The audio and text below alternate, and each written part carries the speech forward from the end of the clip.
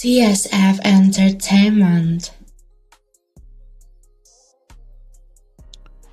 And welcome back to the TSF Entertainment Channel. Retro CG in the building this good Sunday evening.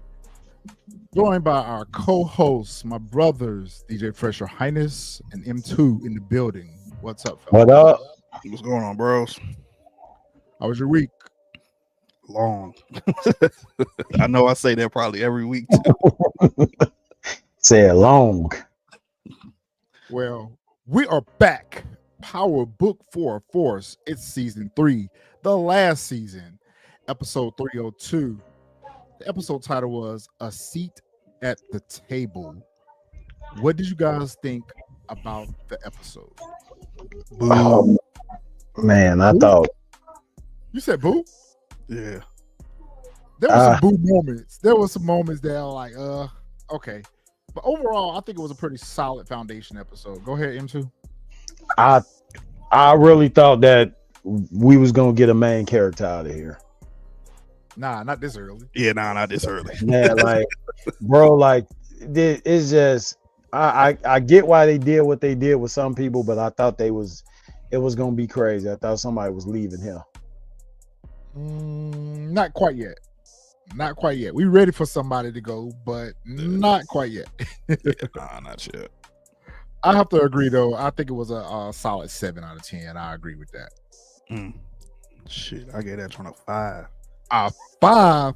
That joint, it was too predictable. Like everything once it like right after they let Vic go, like you could literally see everything coming. Like it just became predictable. Like as soon as the next scene come, it was almost like you already knew what was about to happen. It's like everything just came like so predictable. The only part that wasn't predictable was what the crash out dummy did. That was like the only part that wasn't predictable. Like that part I didn't see coming. Well, we've been doing this for a minute, so all of it becomes a little bit predictable for us. Yeah. And that might be why. Because we've done it for so long. I'm just looking at it and I was like, oh yeah, this what he about to do. We can see where the writing is taking us. Yeah, I can see where it was taking it. So that's why I was just like, I maybe a 6, but it was just like there was like I don't know. Like how we said in the chat, we could have wrote this episode. We sure could have. Joining us from the chat, shout out to King Retro, aka Jack of Jordan's in the building. What's up, brother? Hopefully we get you on next week. Tell us what you thought about the episode in the chat. All right, so let's go ahead and dive on into this thing. Let's get this thing started. All right, episode synopsis. Tommy's ambition sets him on a dangerous path, testing his alliances and endangering those closest to him. Is it just me, or is Tommy ego is just all the way up there this season? Like, yep. I don't think I like how they're writing him this season. I mean, he started a little bit of it last season, but he seems to be turned on max. Yeah, he's up there big time this season. He is up there big time. Like, it's not even crazy. Like, oh my God, here we go. Don't worry. Keep going. On it. Yeah, it seems like his ego is just too inflated. It's too inflated. Not exactly what I expect for Tommy. But it kind of reminds me of? It kind of reminds me of how they wrote Ghost in Power Season 6, where they made it in the writing where everyone hated the character. Mm-hmm. So I think this is what they're doing with Tommy as well. They're setting it up for everybody to turn on Tommy. Yeah. I could definitely see it from this episode. I could see that for sure. Definitely Tornado Tommy. You ain't not lying about Tommy. That's his new name. I like that one. All right, so the episode started with Crown Snitch. Crown Snitch getting worked on in the basement of Diamond's barbershop. He get worked on big time. Some good old fashioned water torture. Some water torture. It's a really good torture method. So basically, Diamond and Tommy have pretty much yoked Vic up, and they're pretty much trying to strong arm him into being their mole inside the DA's office with the federal investigation that they have against them. for whatever reason, Vic is resisting. I'm thinking to myself, bro, what choice do you have but to agree? He ain't got no choice but to. You really don't. Do you think that Diamond is just going with this just to go through the motions, not to kind of rock the waves with Tommy? But I get the feeling like Diamond is really not in support of this. Yeah, he's not. He wants to eliminate him. I can tell for sure. Yeah. He just He wants wants to him go. Because Y'all he said killing it. me with the Tommy comments, Tasmanian Tommy, Tornado Tommy, and Tasmanian Tommy. I love it. Y'all make sure y'all hit that like button as y'all are coming on in. Drop your comments in the chat. The appropriate ones will be commented on. All right. So Tommy pretty much tells Vic, like, look, you can do what I say. You belong to me now. And like, I want you to tell me exactly what's going on with this investigation. And I want you to make sure you tell them exactly what I want you to tell them. And to start you off with this thing, I need you going down there and talk to your sister real quick. And I need your sister to run up them Viagra, the Viagra Triangle clubs. Yeah, all that coming over here to CBI. All that's coming over here. What did y'all think about Vic? Do y'all think Vic is going to come through? Or do you think that he's going to, in my opinion, I already know what's getting ready to happen with Vic, but we'll talk about it when we get to that scene. But how do y'all think Vic gonna play himself? Vic gonna play himself. Yeah, that's what I think. Play himself. He is gonna play himself. I agree. Because he think he's gonna be smart enough to be trying to play Tommy along with Claudia, along with Stacy, and it's gonna backfire on him. Yeah, he's gonna try to ride the middle, and you know how that goes. All right, so they let Vic go, and you know, Diamond pretty much tells Tommy, like, you sure about this? He's like, oh yeah. Tommy is too confident about this situation. So somehow I feel like it's gonna backfire on him a little bit too. He's too confident. He's too confident thinking that he got Vic in control, but I don't think he has all the control with Vic that he thinks he does. I don't think so either. Yeah, I don't think it's gonna play out the way you think, Mr. Egan. And that's why Diamond want to just go ahead and just wipe him off the map. But at the same time, I see Tommy's strategy, because he's like, we know he a snitch. We knock him off the map. Now it's even gonna be even more heat on us from the feds if we take him out. That's true. That is true. So that's why he wants to keep him alive, so he can stay a step ahead of them. Something seems off with Diamond's writing too this season. I don't know. I can't put my finger on it, but something seems a little bit off with his character this season too. Or is it that they're not doing a good job showing us that he's kind of fed up with Tommy too? You could just tell by some of his movement, the way he moving, that he's kind of aggravated with Tommy, but that's not really playing out. It's not really showing out. Obviously, him giving the call to eliminate D-Mac, which is not a bad call, but at the same time, I wanted a little bit more smoke behind that. I wanted a little bit more of Diamond showing us that he too is getting fed up with Tommy. We know that Jannard is, and we know that Jannard has. Tommy has good reason to treat Jannard the way he does, but at the same time, Tommy, you're a little bit extra with how you be talking to him and disrespecting him and all that stuff. I need them to show us Diamond getting fed up with that too. I don't think we're gonna get a chance to see that. Nah, I think we saw this episode. Now I'll tell you what scene. Okay. When we get to it. All right, Vic scurries on down to the lockup to talk to Claudia, and pretty much delivers the message as he was told that Viagra Triangle belong to CBI now, and they're gonna be moving product through the clubs. Claudia, of course, she wasn't trying to hear that. She was like, "No, them clubs belong to me." Blah blah blah blah. And Vic was like, "You do realize that you locked up, right? You do realize that you called a hit out on Tommy and Shanti, and it was not successful. You do realize that they gonna come back for you. What choice do you have?" And I'm sitting here having a whole conversation about eliminating people, eliminating each other, talking about selling work in the clubs. I'm like, do they stop monitoring calls in jail? Remember, I told you last episode when she was talking to Elise, I said, y'all just openly speaking about this, like out in the open in front of guards. And it's not like Claudia got pulled like that because she in there fearful for her life. So I'm like, this is what they do now, just open in a, because it's not a state jail she's in the feds. Yeah. Like, that's why I'm wondering how Vic was even able to even get in there, because I thought I could have swore like known felons or whatever can't even visit you in prison. All right, C Fluid says Showstopper and Jannard, I believe, will not make it out this season. Showstopper definitely is not going to make it out this season. Not quite sure what's going to happen with Jannard yet, but it is a possibility he might not make it out either. There's so many different things could happen with his character. Right. And I'll talk about one of those theories I have when we get to that scene.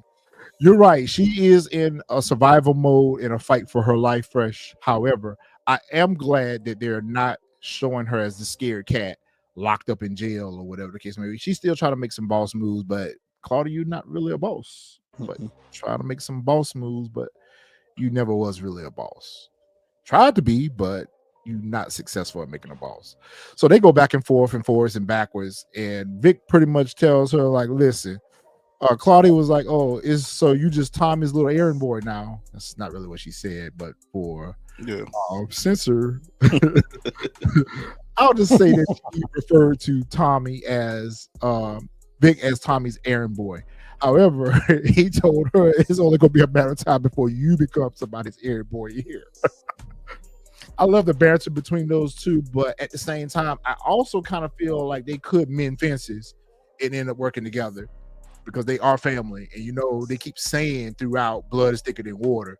So it could be a possibility that Vic and Claudia may end up resolving their issues and start back working together to try to take Tommy down. What's your thoughts? I can see that somewhat, but I don't know. It's kind of hard to answer that question this early in. It's just the second episode. Yeah. I don't know. I don't have an answer for that question at this moment. All right. Yeah. It's kind of 50-50 because I can see where they could take this whole back and forth between them. That has been the dynamics between Claudia and Vic since season 1.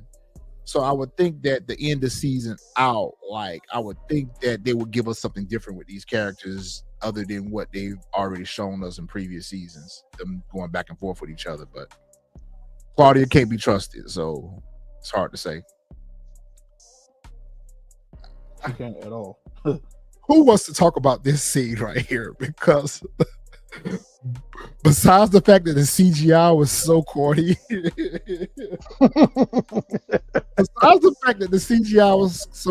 I'm going to have to nitpick a little bit, just a little bit. I'm sorry, y'all. Hey, do it. How do y'all break into this man warehouse as easy as y'all did? Miguel, Manuel, shout out to Manuel. I'm gonna have to hit your DM and talk to you about your security, sir. You need some better security over there. The fact that they were able to come through the back door undetected. The fact that he ain't got no cameras up at that warehouse. I was just gonna say that too. He ain't got no cameras. He ain't got nothing. Nothing. They just literally come in the back door. And so back at the barbershop, they were talking about how they can create, which we talked about it last week. I had a little bit backwards because I thought he was going to get rid of the product from the Albanians. But in true Tommy fashion, and we saw that Dre did this to him and OG Power, his warehouse down to get rid of Tommy's product. So it was a good idea. Tommy actually wanted to flood the warehouse, but Diamond came up with the idea of let's torch the place, which Tommy was with that, and they was going to make it look like an accident. So they break into the back of Miguel's warehouse. They literally just walk in the back door and they're slipping around pouring gasoline all over the place. And I'm like, okay, the goons actually, they wrote that good. They wrote that good where they said, I smell gas. But by the time they smelled the gas, it was too late. They had already started the fire Oh. and literally walk out the back door, and the warehouse blows up. And not to mention, he wasn't even in. They wasn't in like a steamer or like a dummy car. You know what I'm saying? Or And parked across the street. Thank you. parked right across the street, like, and hopped in his Mustang and drove off. Like, Okay, so I wasn't the only one that peeped that, because that's the first thing I said. I said, "Bruh, how you gonna do a lick and you and your bright how you blue in a lick in Mustang? your car? Everybody knows your joint." And it's a muscle car, so it's loud.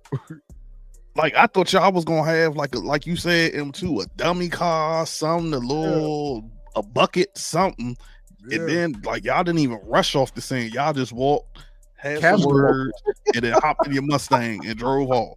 No ski mask, no nothing. Like nobody wasn't gonna know. Like don't nobody know that's your Mustang around the city.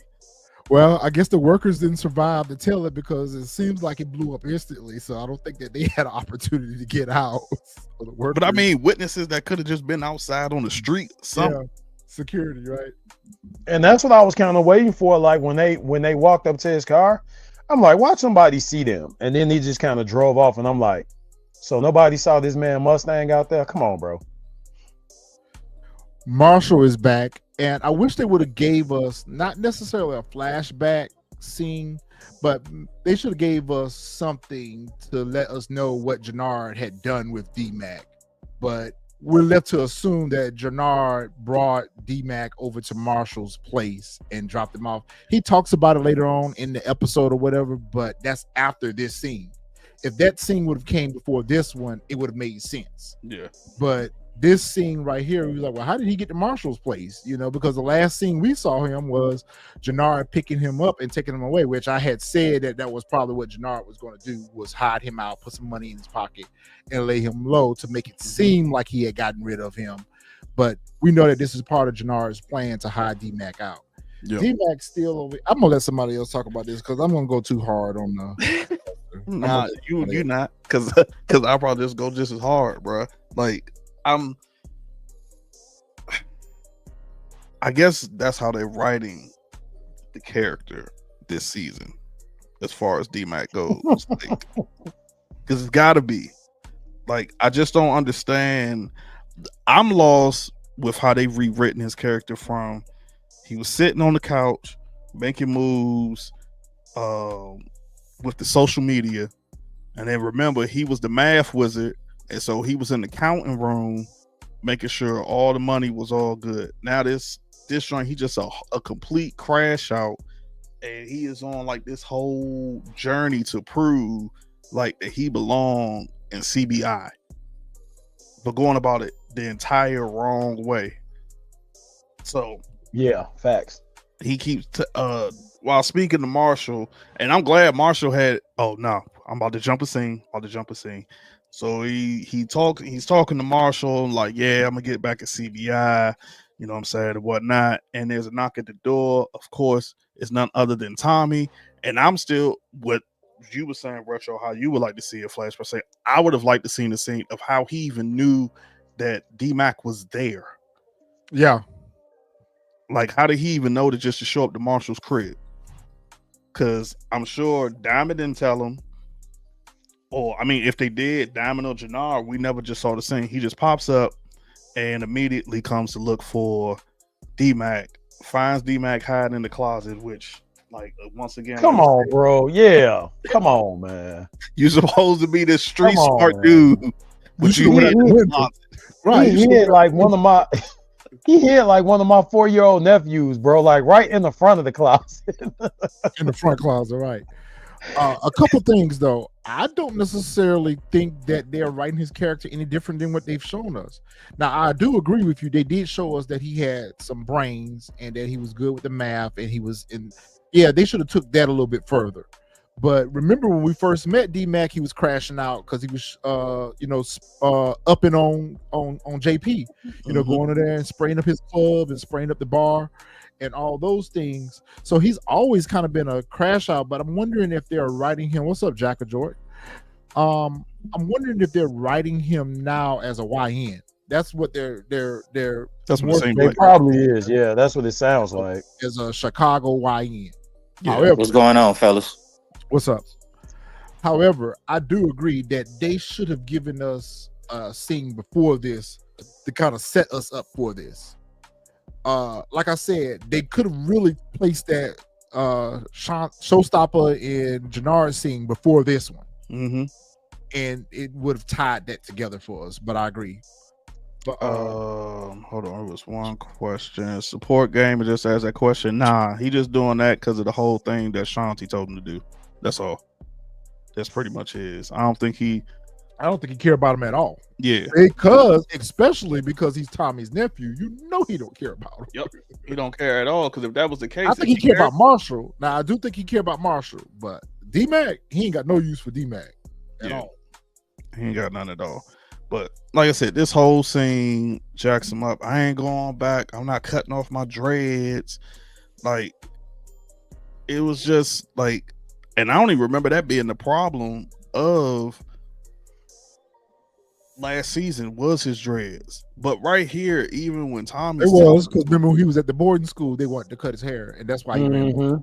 Okay, but even right here, you would think for somebody that's supposedly in the streets and you're trying to want to be in CBI, you have all of your OGs around you telling you sit your ass down somewhere, and you not listening. Like, bro, you got two bodies on you.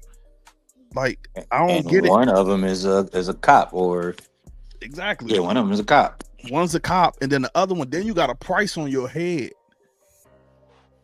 Like, well, that's right. There is a bounty on him right now. Yep, it's a bounty on your head. Well, matter of fact, it's not even really a bounty yet because King Kilo wants CBI to take him out.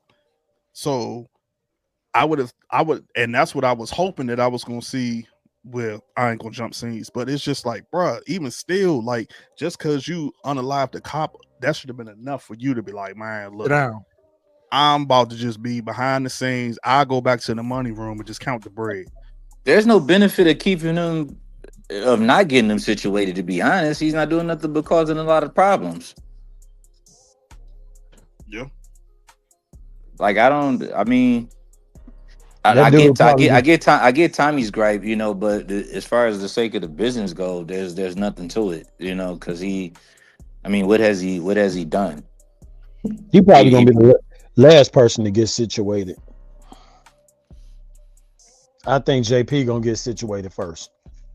I think he'll get situated because of him, you know. But if I'm on there, I get here later. Yep. There you go.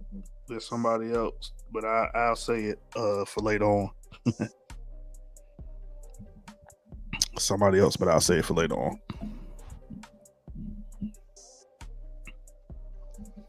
Oh, I think Retro frozen.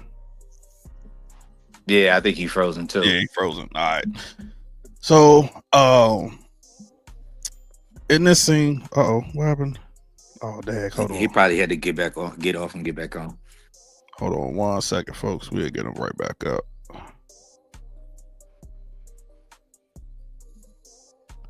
Hold on 1 second. That's a good question. C Fluid, is JP written off the show? We haven't seen him. I think he'd definitely be back on. If I'm not mistaken, I did see something that was in one of the previews that he was in there. Nah, yeah, he's still on the show. He's still in there. He's still on the show. All right. So till Retro come back, we'll keep going. So in this scene right here, which to me, I'm confused by this one as well. So in this one right here, we got Shanti and Jannard is showing up to the boxing warehouse, and I'm lost at how Jannard is just now finding out about the cartel trying to take Shanti out. And the fact that she didn't call over there and tell him that attempted hit was on her. Yeah, sorry about that. Has some internet issues. Oh, good, bro. But I do want to respond to something real quick. So C Fluid asks, is D-Mac's daddy writing out of the show? I noticed DeMarcus says that we seen JP in the trailer. I don't remember seeing JP. He in the trailer, bro. Mm-hmm. He's in the trailer, yeah. I think at least one. But I do get that feeling, though. Are we dealing with another famous situation right here? Because I just find it odd that we're on episode 2 already, and JP hasn't shown up yet. It's Well, just- well, he text Tommy. Remember, said Kate checked herself out the hospital. all off camera though. That's Yeah. all off camera. Good He's point. That's true. It could be. That's true. But he's definitely in this season because there's a scene where he is in where he's in Marshall's living room talking to D-Mac. Mm-hmm. I'm with you, C Fluid. I felt that same vibe. Like, what's going on with JP character? They hadn't shown him yet. I could understand them not showing Kate yet to maybe later episodes, but you know. And here's another thing I feel like they haven't addressed, because look how D-Mac left things with Kate and JP. You know, when he called him the slur and he left out. Like, I feel like none of that has been spoken on. Yeah, none of it's been kind of spoken on. And like now we flash forward to D-Mac out here just acting a fool. I just feel like we needed some transitions, some tie-ins to link some of this together from previous seasons, especially since they've been gone for so long. These characters, you would have thought that you would have seen JP make that call to Tommy versus the text. So maybe the actor was working. You know, they have been gone for a minute, so maybe he booked another gig and he comes in later on in the season. But it does feel kind of funny that, you know, JP hadn't popped up yet.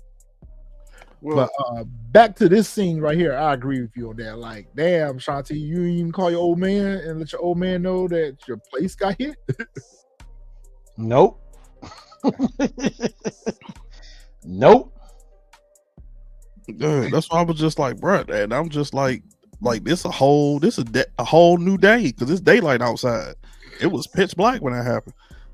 I just thought about something too, CG. If I could just piggyback on something you said real quick, I do find it kind of odd that D-Mac is back in town. He's making all this noise, and nobody is like. You reach out to JP, and JP hasn't made himself physically present. That is, not looking back at it, that is kind of odd. Your son is back, and he's seen Tommy, Diamond. So if he's seen Tommy, I would think Tommy would automatically notify you that he's there. And some type of conversation to be had, but I'm gonna look more into that. That is kind of odd. I mean, like you said, JP probably don't even know he back. And then remember, like Tommy said, JP's not even really speaking to him like that after, you know, the whole Kate thing. Yeah, I can understand them having some distance, but even still, he sent them the text. So. So with his son being back in town, I would think he would at least, hey, D-Mac is back. If we don't see him by the next episode, something is odd. Some up. But Dexter, I agree with you. Shanti's gym is always empty. It reminds me of Monet's bar. It is. But you know, back in earlier seasons, she used to have some people there at the gym. Now it's just her lair. Now is her and Jannard's lair now. I feel like she lived there. Like she lived there. She always there at that gym. Support game at what point?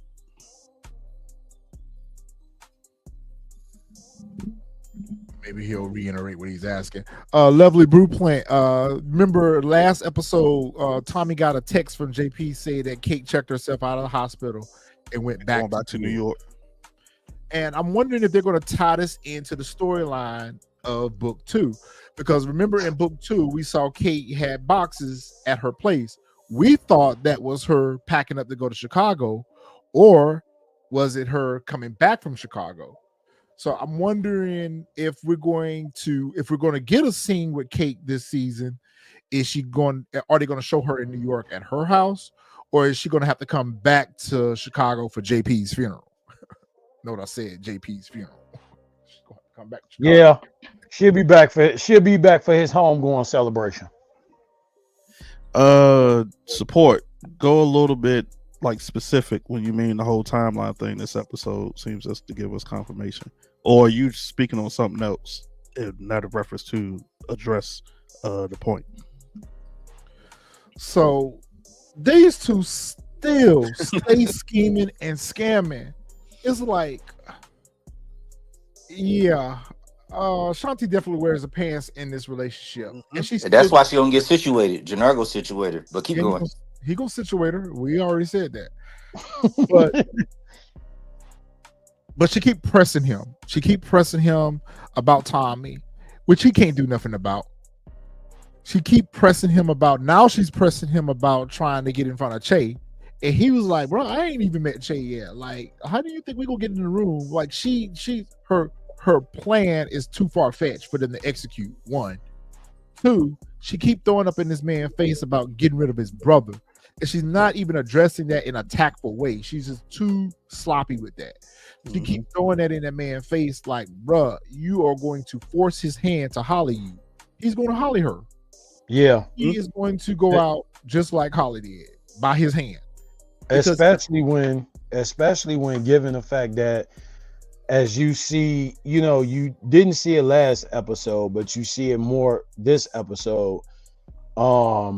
You see like Diamond is giving Jannard like his, you know what I'm saying, kind of like low key giving him his flowers, and then giving him a little say so. Like when you get to the one scene where he actually let him speak up, you know, when Tommy was trying to cut him off. Yeah, I was gonna get to that one. But you see his mannerisms. You see Yeah. all his mannerisms. Every time she started talking about Diamond, he ain't here for that. Yeah, he hesitates every time. Yeah, and the look, he looking at her like, bro, she bring up my brother one more time. Like, she on that man head too much about that. And I'm like, there's a different way you can go about getting him into cahoots with your plan, but eliminating his brother is not the way to go about doing that. And you can clearly see, she even seen it this episode herself, that he's uncomfortable with it. So that's going to be her downfall. Xavier, Tommy has definitely been in Chicago for 2 years, because, like, for one, we all know the power timeline, the universe is always like it never lines up.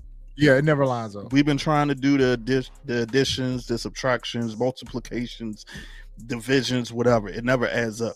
But Tommy has been in Chicago because Tariq was I want to say what was he, a sophomore when Tommy was in Chicago? I don't know, Fresh, because he did show back up in book 2.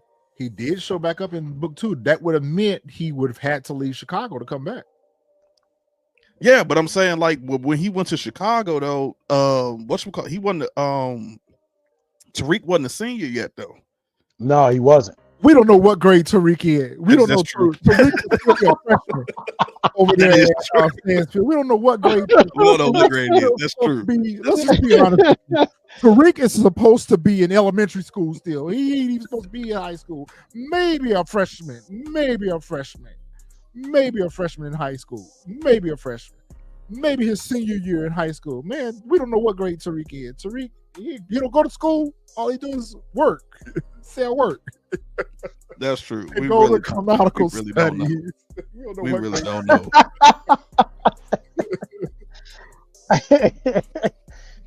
So, this was one of my Jack, favorite you want to things. talk about this right here? What you got? Who want to take it? M2? Who got it? Oh, her getting served them papers. I kind of figured that she wasn't gonna at some point they were gonna kind of write it in where a wrench was gonna be thrown into her plans with becoming becoming the mayor of Chicago, because it just didn't seem right. Like, you know, like you get all these supporters and things of that character, and when she was served the papers, she looked like she was surprised, like nothing really was gonna, hinder her from being, getting into that position. Well, it kind of started off with, which we knew that last episode. We said that last episode. Me and Fresh kind of talked about that a little bit. That we know that Bobby don't had enough of her. Yep. And that this season was going to be the end of them because of how she was moving. We saw how she was moving last season, that we knew that was going to affect her marriage. Mm-hmm. But it started off with her meeting with the task force, letting the task force know that they cannot get Ortega to flip, and that they found out the cause of Merkovich unaliving Carfentanil. And she was like, how in the world did this get into lockup with him? And she was pretty much telling them that, listen, I need y'all to go find out how this happened, whatever. when the process server came in and served her with divorce papers, and she just announces it out, divorce papers. Like, are you surprised that you was going to get these divorce papers? You've been sonning this man that's your husband, and he told you last episode that he felt some kind of way about losing one of his guys, and you don't even seem to be bothered by that. You know, this obsession that you have with this case, and Tommy Egan caused this. The folk asked her over there on Hartwick, I think is the chick name, asked her, hey, anything we can do, try to show a little bit of sympathy. Yeah, compassion. She just got a little compassion that she just got served divorce papers. She was like, what I need you to do your job. I'm like, damn. I just need you guys to do your job. Sure. Yeah. Don't get mad at me because you about to get a divorce. Right. That wig got tight, boy. That wig got tight. I was thinking the same thing. You got your wig all in the bunch. Right. It's your man served you divorce papers. Your man served you some papers. Like, we've been told you to leave Tommy Egan alone, and now look what happened. But they even tried to tell her last episode, like, look, we got something here. We got convictions here. Let's focus on prosecuting them before. And look what's happening. You're losing your conviction because you don't lost one of them to unaliving. Claudia was attempted to be unalive. Ortega ain't talking. You really ain't got no case. Nope. So they're trying to get you to realize that you don't got this thing buttoned up the way you think. She get a call saying that Claudia want to meet with her. So she scurries off to go meet with Claudia. And, you know, she tried to go in there with a little attitude on her. And she's like, what happened to F the feds? And Claudia like, listen, I ain't giving up on Ortega. I'm in business with him, blah, blah, blah, blah. I'll be unalived in here if I did. But I can give you Tommy. And she's like, I got an N in CBI. Like, is Vic your N? Is that what you think that your N is? So that made me think back to what I was saying earlier. Is her and Vic going to patch things up? Because she's claiming Vic as her N in CBI. She can help Stacy take the case. I think neither one of them going to have no choice. To work with each other? To work with each other. Like, Vic is burning from both ends of the candle at this point. You know, and I think at some point they're gonna jam Claudia up to where she don't have no choice, and she's gonna be working on both, burning from both ends of the candle, and they're gonna have to work together. I don't think Vic is done for as you think. I'll talk about that in a second. I think Vic ain't no certified classy Claudia. She's a snitch. I don't care. She's a rat now. Point blank. She's a bug, but at the same time, she is trying to stay alive. Like I said last episode. Claudia ain't gonna stay in this jail. She trying to finesse her way to get up out of this. Yeah, she finessing the plan. She finessing. Yeah. Oh yeah, I figured that out immediately. She's finessing for real. To be honest, I think Claudia trying to get her some immunity or something. She's trying to get up out of that situation. She's doing whatever she can to try to get released. So I don't think that she's gonna stay locked up. Yeah, I don't. I'm kind of 50-50, but I don't think so either. I think something's going to come down the line where she's probably going to give just like that much on Tommy to get out. And she's going to tell Stacy, like, I can help you seal the deal on Tommy. If you get me out of here, I can set up X, Y, and Z. And that's when Stacy going to release her, and it's going to blow up in their face. All of them is going to blow in their face. Miss Stacy issues her a threat here and pretty much tells her that, listen, I'm gonna give you a go. I'm gonna see what you're talking about. But if any of this go wrong in any way, shape, form, or fashion, you can find yourself in a place worse than jail. I'm like, okay, that's what you think. All this finna blow back on her. Mm-hmm. Yeah, definitely. Yep. All this and she black. And she black. Yeah. All this finna blow back on you, Stacy. I'm telling you. No mayor for you. No mayor for you. Well, she was done. She was done with being a mayor, and you know, as you and Fresh mentioned in last episode, when y'all said she wasn't going to end up being a mayor. She won't. She was done when she was asked, "Is there anything that can hinder you moving forward?" And she didn't mention that she had just been served divorce papers. I was going to get to that. That was a good point. So you picked up on that too. Yes. Yeah. But you know who she is. She's Rashad Tate in this show. Yeah. She's Rashad Tate in this show. In other words, her political aspirations are not going to go as planned. We seen Tate run from everything from alderman to governor, damn near president, and he lost every time. The only reason why he won last time was because he pulled that lick on blackface. Yep. Yeah. On Braden's people. Yep. That's the only reason Swaney. Yep. That's the only reason why he won last time was because he stacked the odds against blackface over there. Other than that, he would have lost again. So it's gonna be the same situation with her. She think that she riding big right now, but she not riding at all. She on 4 flats and she don't even realize it. She got 4 flat tires that she riding on right now, and she not even seeing that she riding on the rim at this point. She don't see it because she think that the situation is gonna go for her convicting this cartel. That ain't finna happen. She think that Merkovich is already off the table, so can't convict an unalive person. Claudia already working an angle on her. Yep. Vic already been compromised. So everything that she think that she got in her corner right now, all of it is falling apart and she don't even realize it. Plus, she don't lost her husband. So all of this is going to end up in no mayor for you. Oh.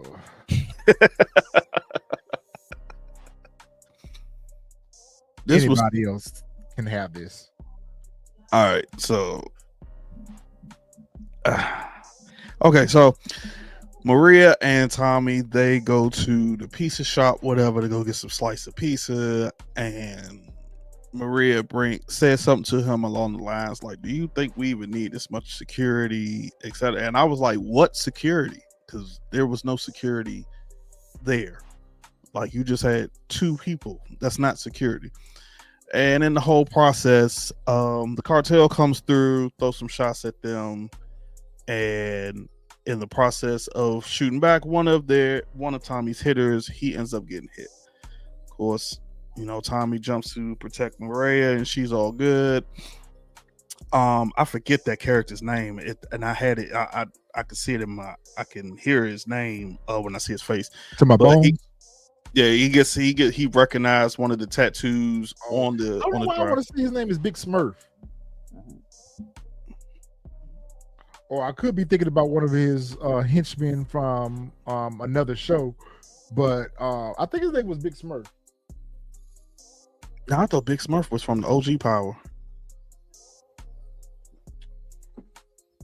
It could be. Oh, DeMarcus is saying Smurf too. Oh, okay. I think he was from the OG Power, if I ain't mistaken. No. No, that was his name was Grimace. Grimace was the one. His name was Grimace.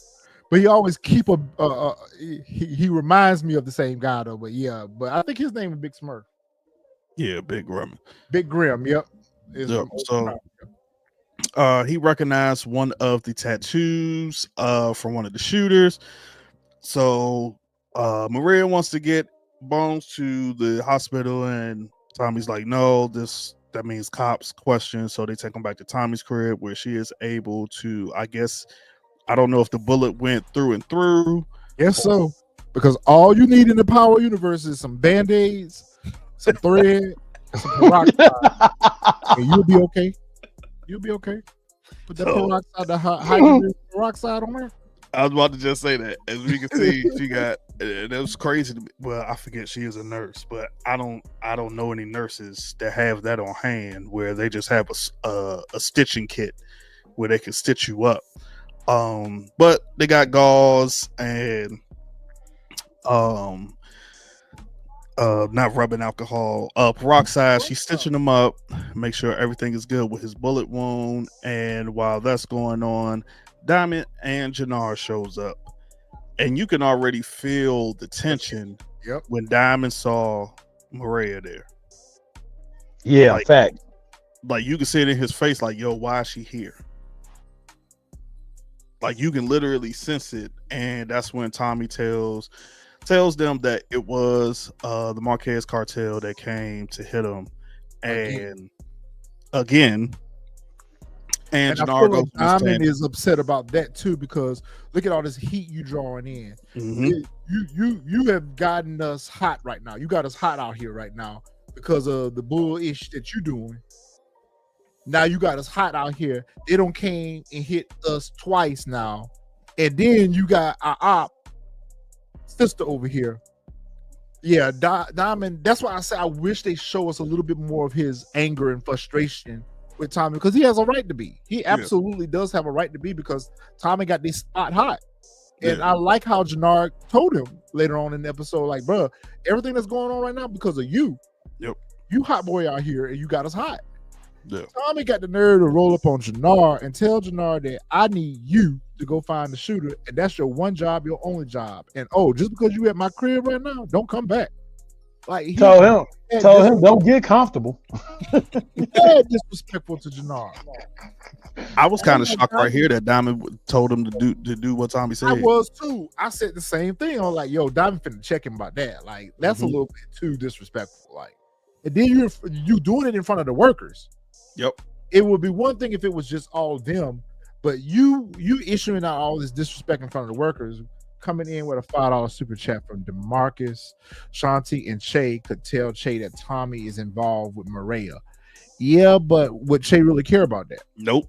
He didn't know anything about that. Now, what they could do, an angle that they could play, is that they could tell Che about what's going on with this Marquez cartel situation.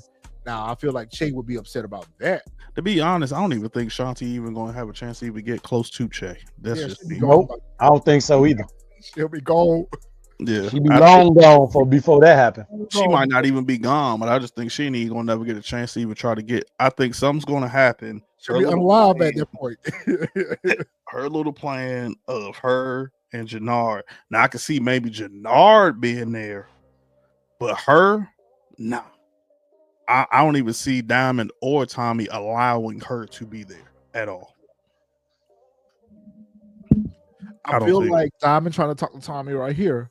Tommy ain't trying to hear it. Tommy's so cocky and confident. Like, Diamond's still trying to tell him, like, listen, maybe we ought to tell Che what's going on. And he was like, nah, we ain't gonna tell Che nothing and whatever. We're gonna find a hitter. And then he's trying to press Diamond out why Jannar hadn't found a hitter yet. And Diamond's like, yo, just be easy, bro. Be easy. Calm all that noise down. Like, I'm with y'all when y'all say y'all don't like the way Tommy is being portrayed in these the last couple of episodes.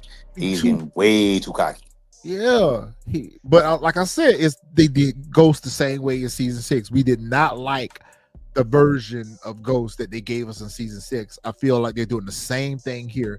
They're giving us a poor version of Tommy in season 3 or his final season. Yo, Diamond, like, bro, be easy. You got too much smoke right now. We need to settle all this down and get this money. Diamond about getting this money and trying to get this coalition to stay together, and all this is putting this at risk. Your situation with Maria is putting us at risk. This war that you got going on with Miguel putting us at risk. Now you got the Marquez cartel hitting us every day. That's putting us at risk. Like, bro, you hot right now. I feel like Tommy himself, OG Tommy himself, would even be laying low at this point. And Tommy walking around, ain't nothing wrong. Diamond tired, and I'm tired for him. I'm tired with you, Diamond. I'm tired of Tommy and his foolishness. What were they showing us in this scene right here? Are we going to see this version of Diamond again when Diamond was looking at himself in the mirror? Of course, we got a flashback back to last season of where he situated his parole officer and letting us know that Diamond does have a dark side. Diamond will put that work in. Diamond will get you up out of here. Is that foreshadowing something? What is that foreshadowing, guys? I would think that he's probably walking that line, like, and then with them having Tommy in the mirror, and basically, like you said, that with him having Tommy in that mirror, and then them using that particular situation where he situated his parole officer, I think they're basically, this is his that alter ego Diamond has, like, hey, we might have to get this man up out of here. So 2 comments particular take us back to our group chat this afternoon, Fresh. Support Gaming says Diamond might end up back in jail. Mm-hmm. And Jason says Diamond is out of here. So these are 2 topics that we actually just got finished discussing before we went live. So it's a 50-50. There is a 50-50 chance that Diamond could be out of here situated, or he could go back to jail. I could see both. Actually, I can see him going back to jail more than I can see him being situated. Jannard, I can see being situated. Diamond is going to go back to jail. Somebody's going to have to take the fall for all this that's going on. Somebody got to go to jail. Somebody got to take the fall for all this. So I feel like it can be Diamond. And you make a very good point about this scene, what it could possibly be foreshadowing, and the fact that they chose this scene right here, and Tommy is in this scene, and Jannard walks up, and you see Jannard walk up in this scene, but Jannard was not present in this scene. It is very foreshadowing. Yep, that's true. I took it as maybe it's you got to make a choice, your brother or Tommy. That's what I was. That's a good one. That's exactly what I thought it was. That's a good one, M2. I didn't think about that. I looked at it as he was looking in the mirror as to say, like, he wasn't like he didn't want to be back in the life, and he rehashing like, yo, like, look what I did, and now I'm back in the life again. Because remember when he first got out, he kept saying like, nah, I'm not. He was just gonna run the barbershop, right? Yeah, he ain't want to do none of that. And then he in there, especially with him sharpening the blade, because that's how he unalived the guy. It's like it's hitting him like, damn, I'm right back where I was when I went inside. So yeah, but I didn't even look at that. That's probably, like you said, M2, that he got to choose between Jannard and Tommy. That's what immediately came to my mind when Jannard walked up, because you don't got the screenshot for it, but Jannard walks up in this scene right here, and Diamond sees him, Jannard, and Tommy in this scene. I'm thinking to myself, why are they showing Jannard? Because Jannard wasn't here when this happened. Yeah. And then it transitioned to him shaking it off, and then him and Jannard start having that conversation. Jannard pull up on him again, like, bro, what is going on? I'm tired of you letting this man talk to me crazy. Like, I'm tired of you letting Tommy just run wild. And Jannard is absolutely right. His concerns are valid. Yeah. His concerns are absolutely, even though we don't like Jannard and we don't go up for him. However, when it comes to this business, his concerns are 100% legitimate. Tommy is too reckless. He's got too much heat on us. And like, bro, you just letting him talk to you crazy, letting him talk to me crazy. Like, what are you doing out here? And Diamond is like, yo, be easy. What about that job I gave you? When you gonna get D-Mac out of here? I'm like, okay, Diamond was serious about that. Yeah. I think Tommy has gained a position to talk to him crazy, to be honest. Not too long ago, Tommy was trying to the extent he's doing. Nah. Tommy was, Jannard was trying to unalive him not too long ago. I mean, certain things is unforgivable. At some point, like if somebody was trying to unalive Tommy outside of Ghost, they wouldn't even be here to talk about it. So the least they can do is probably stand a little bit of back and forth of him saying a couple of words. Not saying it's not disrespectful, but Jannard kind of earned it. Yeah. For sure. Once he got on that stuff. Oh, it's definitely warranted. Agreed. Yeah, I think he earned it. Jannard's character would not have been Diamond's brother, I 100% agree with you. But because you are in business with his brother, you are putting Diamond in a situation where he's going to have to choose his brother over you. Tommy should be a little bit more careful about how he deal with Jannard in front of Diamond. Now, if these were scenes where Diamond wasn't around and Tommy was talking to him crazy, then yeah, they should have that back and forth, that combativeness. I agree with you. But the fact that Tommy's comfortable enough to talk to him crazy in front of Diamond is going to turn Diamond against Tommy. He's working against himself by doing that, because Diamond has forgiven him and he expects Tommy to be able to do business with him. But Tommy is still kind of like, being petty a little bit. Even though he has the right to be upset with Jannard, I agree with that. The level of disrespect that he shows Jannard in front of Diamond is showing Diamond a side of Tommy that he doesn't like. And Yeah, that's going to ultimately force Diamond to choose his brother over Tommy, as he should. that's true. But I think for Tommy, I think he sees that more as like that wasn't business for Jannar. That was personal. Yeah, So that's why he talks to crazy.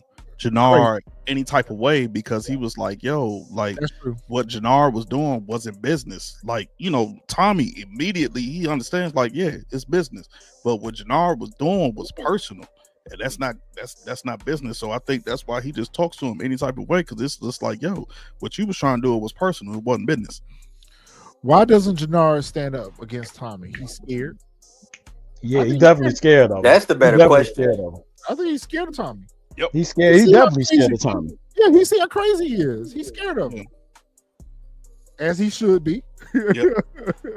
Like he said, this Because he man aimed won't at the die. king and he missed a couple of times too. You know what? He said, "Hey, babe, you aim at the king, you best not miss." He aimed and he missed a couple of times, so he know if he missed again, Tommy is definitely coming back. He heard the conversation that was had the last time that he tried Tommy and Diamond and how that played out. And I forgot he did at one point put a hit out on or was trying to unalive Diamond too. But yeah, he's definitely scared for sure. Mhm.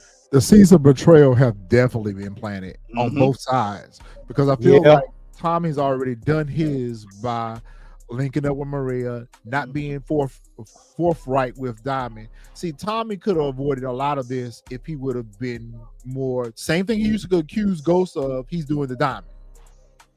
Bro, I you took the think words right out of my mouth.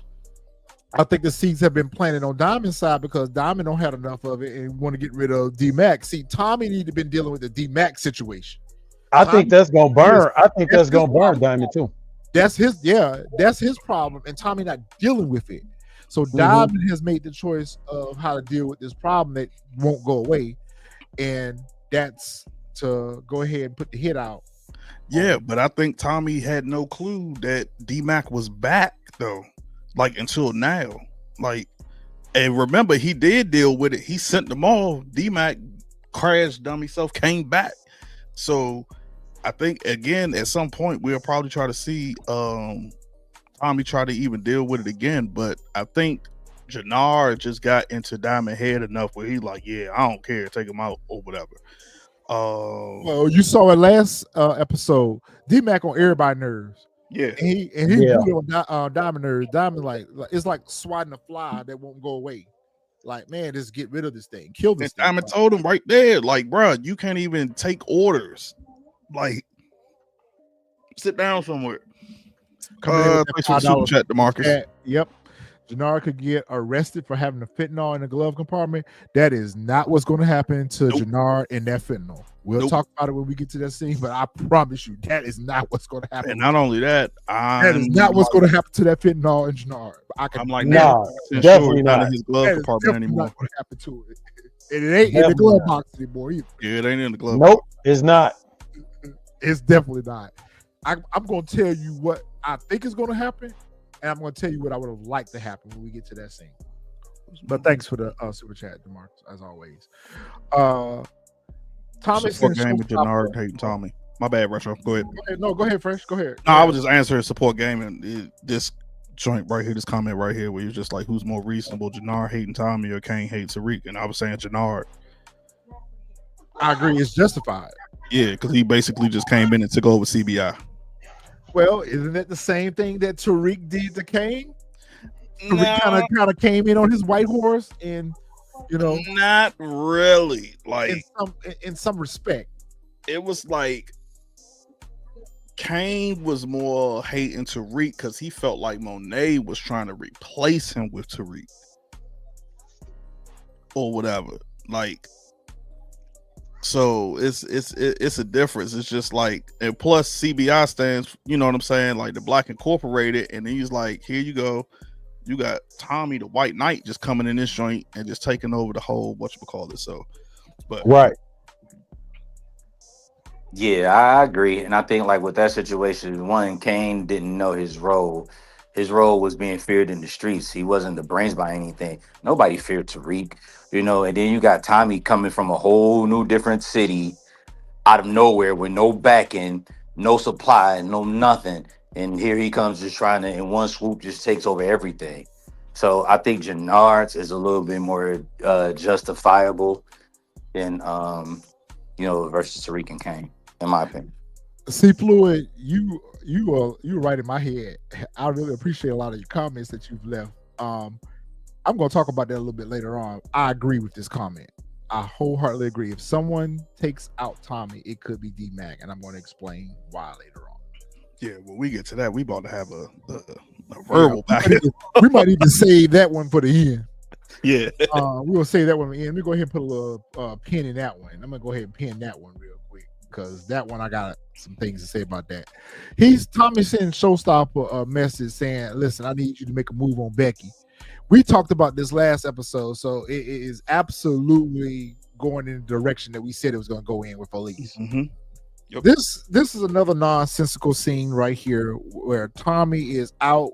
He just got finished saying that they needed extra security on them at all times. Mm-hmm. He out by himself walking, and for the fact that Miguel was able to roll up on him like this, nonsensical. These two going back and forth.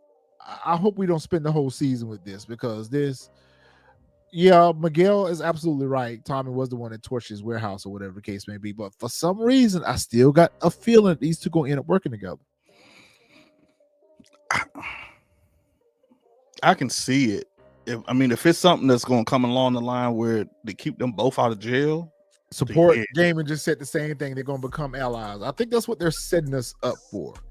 I think they're setting us up for these two to end up being. Do you think they become? Do you think they become allies based off of something happening to the sister? No. That's a good one. That's a good one. That's a good one. I was going to say they was going to become allies and go up against Diamond and Jannard. That's what I was thinking. That's what I was thinking. But Jack make a good point though. It could be the sister gets situated and they become allies behind that. Ooh. Because they both was kind of like, their alliance, or not even their alliance, they peace treaty is based off of the sister. Mm-hmm. So if something happens to the sister and they found out what happens, I think Diamond might situate the sister. If the sister get up out of here, I think it's gonna be because of some Diamond orders, or he does himself. Just the way he looked at her in that scene, he looked at her like he couldn't stand the sight of her being there. Could be. If something happened to that sister, it's behind Diamond on that same thing that he's on with D-Mac. Because Diamond is disgusted with this. Like, how can you be laid up with our sister? Like, you can't get no stupider than this. Diamond don't trust conflict of interest. Yeah, it's a conflict of interest for Diamond. Diamond ain't feeling this. So if something do happen to that lady, it's because of Diamond. Diamond got something to do with it. They go back and forth, and Miguel swears on his dear mother's eyes that I'm going to get you, sucker. I'm going to get you. I'm like, that's not going to work. And so he pretty much tell his right-hand man, which we said last episode, that we watching him because we don't feel like he on the up and up. We feel like he up to something. So Miguel is just having a fit right now because Tommy got rid of all his work and stole the Albanians from him. So Miguel is getting tired of Tommy too. Yep. Miss Donna from the DNC is meeting with Stacy and, kind of giving her the what's up on what's getting ready to happen. Hey, we're getting ready to go public. We're getting ready to announce your candidacy, all this good stuff. I need to know, do you have anything that we need to wash up, clean up, get rid of before we make this announcement? Going back to M2's earlier point before we got to this scene, he absolutely should have told Donna about those papers being served because he specifically asked her about what was going on with her and Bobby. Was that going to be good? Is there a problem? She should have said, hey, I just got served with divorce papers today. Bobby may be a problem. And let Miss Donna deal with that situation. Mm-hmm. But confidence and cockiness says, nope, I'm good. No, you're not. Yeah. I think she said that lady gonna flip on her. I think one, she said it because she didn't want her business out there. Two, I think she probably felt like she could just patch that up for the sake of her running for mayor. She was gonna clean that up. Yeah. Like, I'll clean it up myself. They don't need to know nothing about our whatchamacallit.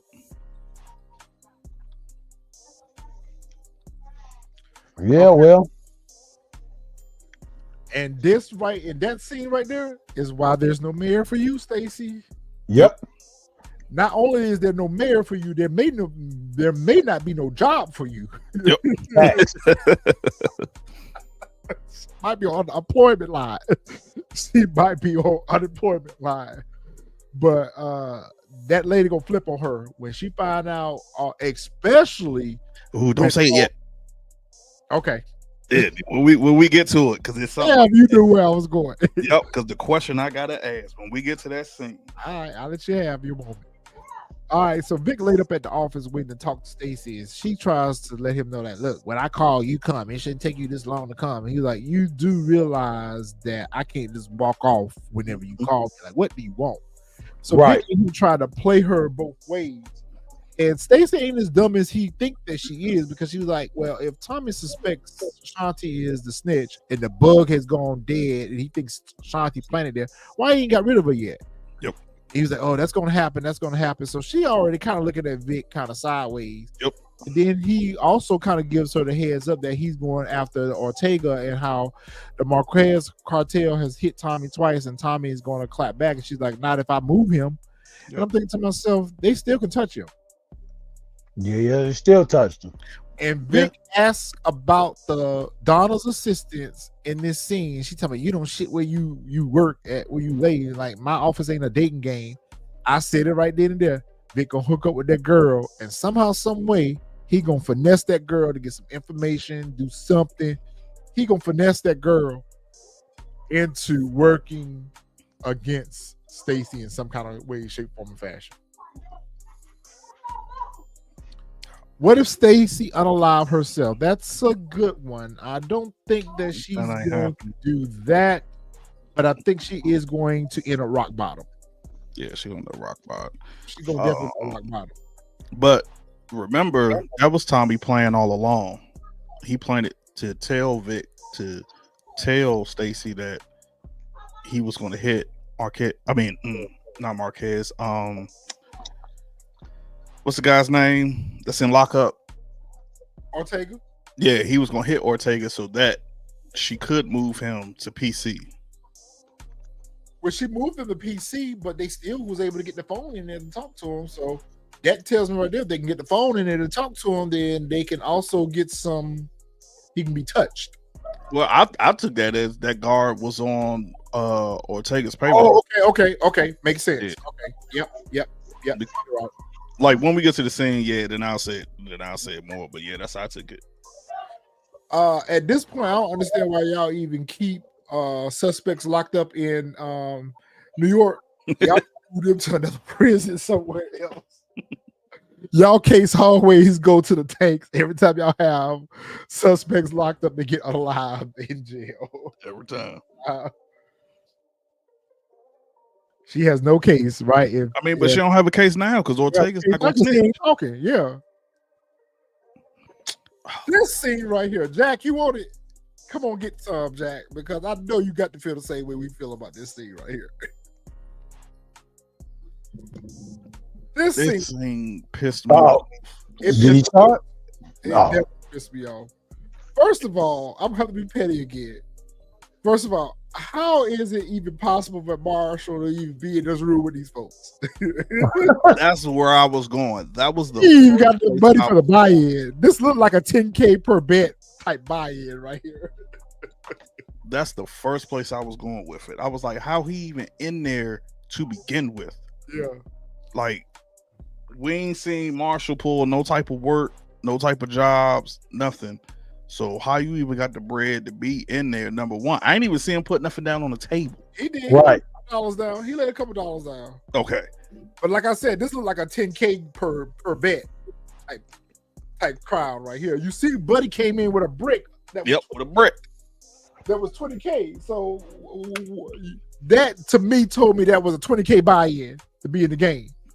That told me right there that you had to have $20K to be in this game right here.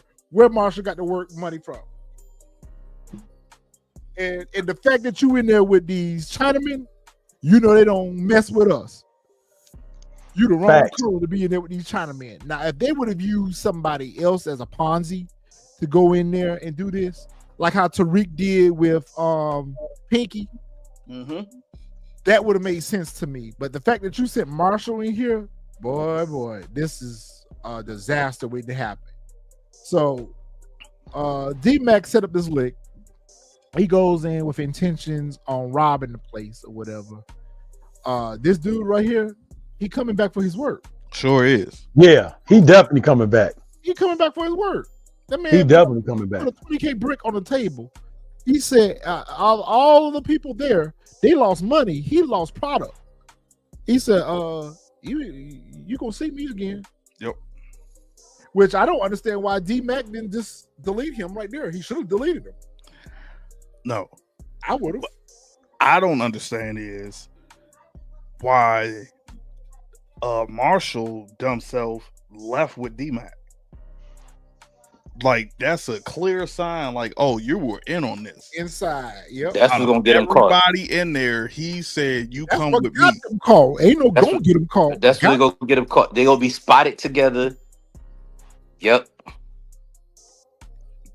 And Marshall gets situated. They just gonna put 2 and 2 together. Like, out of all the people, he told him to come with it. And I can see if D-Mac took the bag and then left Marshall there. That would have been the smart choice, because then Marshall could have played like, yo, this dude got us. But he said, nah, you come with me. I'd have been like, oh, y'all set this and up. Made him be the one to pack the bag. Yep. He gonna find out because of that. He gonna find out who they are because of that work. That work is not over and done with. Nope. All good point. Going even back to Jack's point is they could also be seen together. Like, that was just poorly executed. If they would have used someone else that didn't tie back to them to be able to get into the room, would have been much smarter. But Marshall is out there, and the way that y'all planned that was a telltale sign right there that y'all were working together. It's gonna be tied back to him through Jannard. Yep.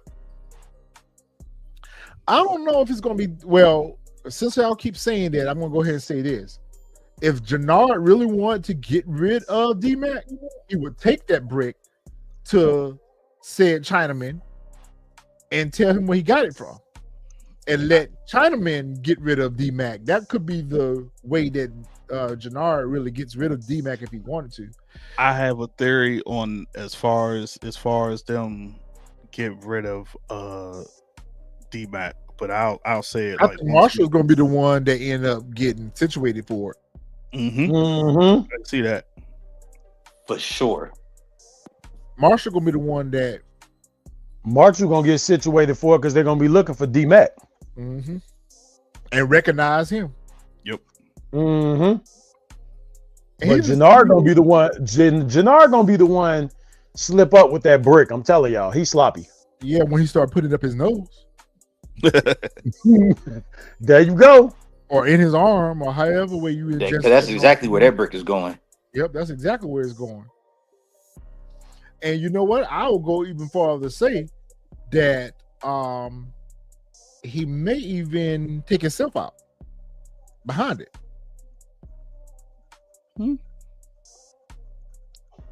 I don't know. All this talk about the car fentanyl. I got another theory about the fentanyl, but all this car fentanyl and the fact that it is fentanyl and how dangerous it is. Yep. And he already got a taste for it already just by looking at it. I can see towards the end where he have a moment of weakness or whatever, and he go into that pack and end up situating himself. It could drive him, something could drive him to want to use again, i.e. him having to eliminate his girl, or i.e. him attempting to try to eliminate his brother. Something is going to cause Jannard to go back to the product. And I think he goes back to that particular brick, he up out of here. It's a brick of fentanyl. Let's just be honest. He ain't gonna be able to sit there and taste that every 5 minutes and still be here with us.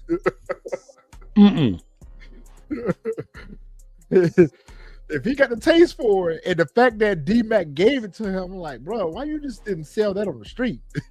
Like, I got a theory on what's gonna happen with this whole situation.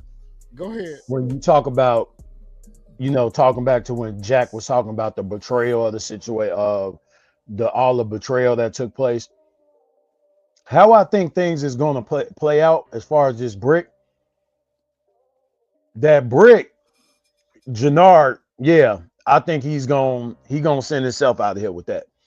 But I also think that at some point he's gonna be a tweaker, and he's gonna let Tommy in on Diamond's plan to get rid of D-Mac. That's how his brother gonna get situated. Diamond ain't going back to jail. Tommy gonna get rid of him. Nah. That's a good theory, but I don't. That is a good theory, but I'm gonna argue with see you it. a little bit on later on down the road about that. We're gonna talk about that. Jannard show up to Marshall place. Marshall already sitting here whining to D-Mac about, you didn't have to hit me so hard, and they celebrating this. Marshall kind of looking at this too, like, I don't know about this, or whatever case may be. First of all, the fact that y'all brought that shit back home is crazy work to me. And the fact that everybody know where Marshall live at, Marshall even says himself, like, bro, ever since you came over here, my spot been hot. Like, I would have told him, like, bro, you got some bread now. I need you to go get your own bread and get up out of mine. And the fact that Marshall's still staying there, like, I better got up out of there by now. Jannard knock at the door, whatever, and he get a little cut from the lick or whatever. And D-Mac thinks that he's going to use this as an opportunity to get back in the CBI. And Jannard had to go ahead and be serious with him, like, listen, young blood, I appreciate the cut and I appreciate this work. And I see you doing your thing or whatever, but to be quite honest with you, Diamond ain't even thinking about you, and you being back in CBI is the least of his worries right now. Like, bro, just lay low and chill. Like, you got high hopes for being back in CBI, but that ain't gonna happen for you. And that left D-Mac disappointed, because he was already disappointed when Tommy told him that he couldn't be in. And so right now, I feel like this is going to push D-Mac even further over the edge right now, because he keep trying to prove himself to everybody. Diamond, Jannard, Tommy. It ain't nobody seeing for him. He gonna end up going to work for his uncle. He gonna end up going to work for his uncle and his uncle's team against CBI. But I think this right here is setting the tone for D-Mac to flip on Jannard and Diamond. Yeah, I can see that, because again, they said but this shows again to D-Mac's character, like, yo, you're not listening to the leaders, you're not listening to your OGs, you're not listening to who's in charge. He's telling you again, like, yo, you sit here and chill, like, don't worry, we're gonna get you back in, etc., whatever. You thought by you hitting a lick and hitting some fools in Chinatown, like, this was gonna get you back in. So it's like, bro, you're not listening, so I wouldn't let you back in either, because you're not even falling in line like you supposed to. Like, nobody told you to go do a lick and hit Chinatown. You so busy trying to prove, when all you got to do is just sit back and chill, and we're gonna pull you back in. But like Jannard said, yo, it's so much going on right now. Like, bro, all I need you to do is chill, don't do nothing. And of course, he ain't gonna listen. He gonna do something. Yeah, he don't because listen. Yep. We saw, which we'll touch on once we get to the scenes from the next episode. And I have a theory behind that as well.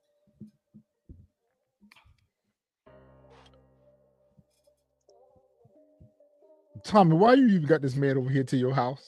You don't even know this man. I'm assuming you probably checked him for a while before you let him in, but I wouldn't have this man nowhere near me. I wouldn't even be talking to him directly at this point. I'll have a third party sending word to Vic on what I need him to do. I wouldn't have no sit down.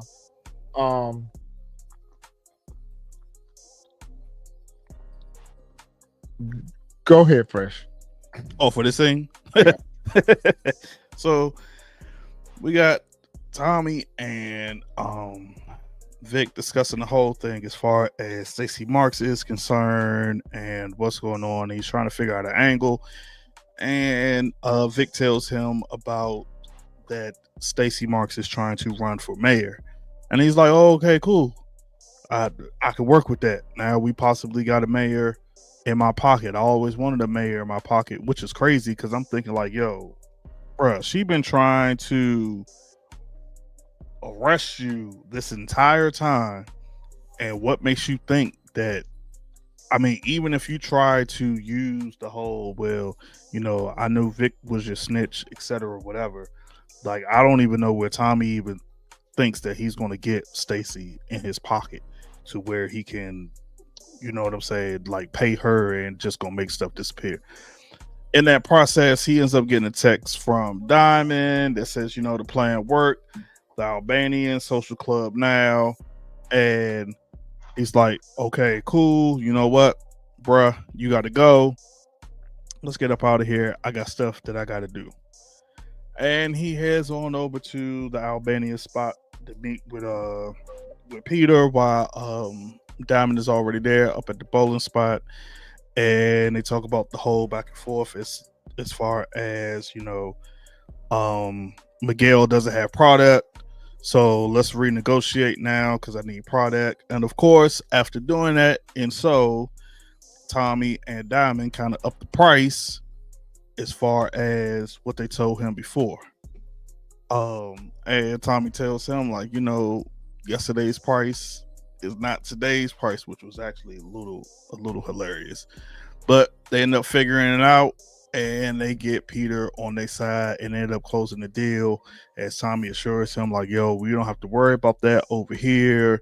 Like, what you're dealing with, Miguel, like, our product is always going to be there, so you don't have to have anything to worry about. And they seal the deal. So here we see Vic. I believe her name is Beth. Could be wrong. Y'all can correct me in the comments if I'm wrong. Yeah, it's Beth. Yeah, okay. Coming here to see his Beth, which is Paulie's wife, and he just goes to Beth and tell her basically of how deep that he's in the situation that he's in between Tommy and also being locked in with Stacey Marks as a snitch, and he wants out and he sees no way out. And Beth just pretty much tells him, as Flynn's, we always find a way out. So she's the one who tells him who has, like, if I remember, like, who can you gain the most from, like, who has the weaker side.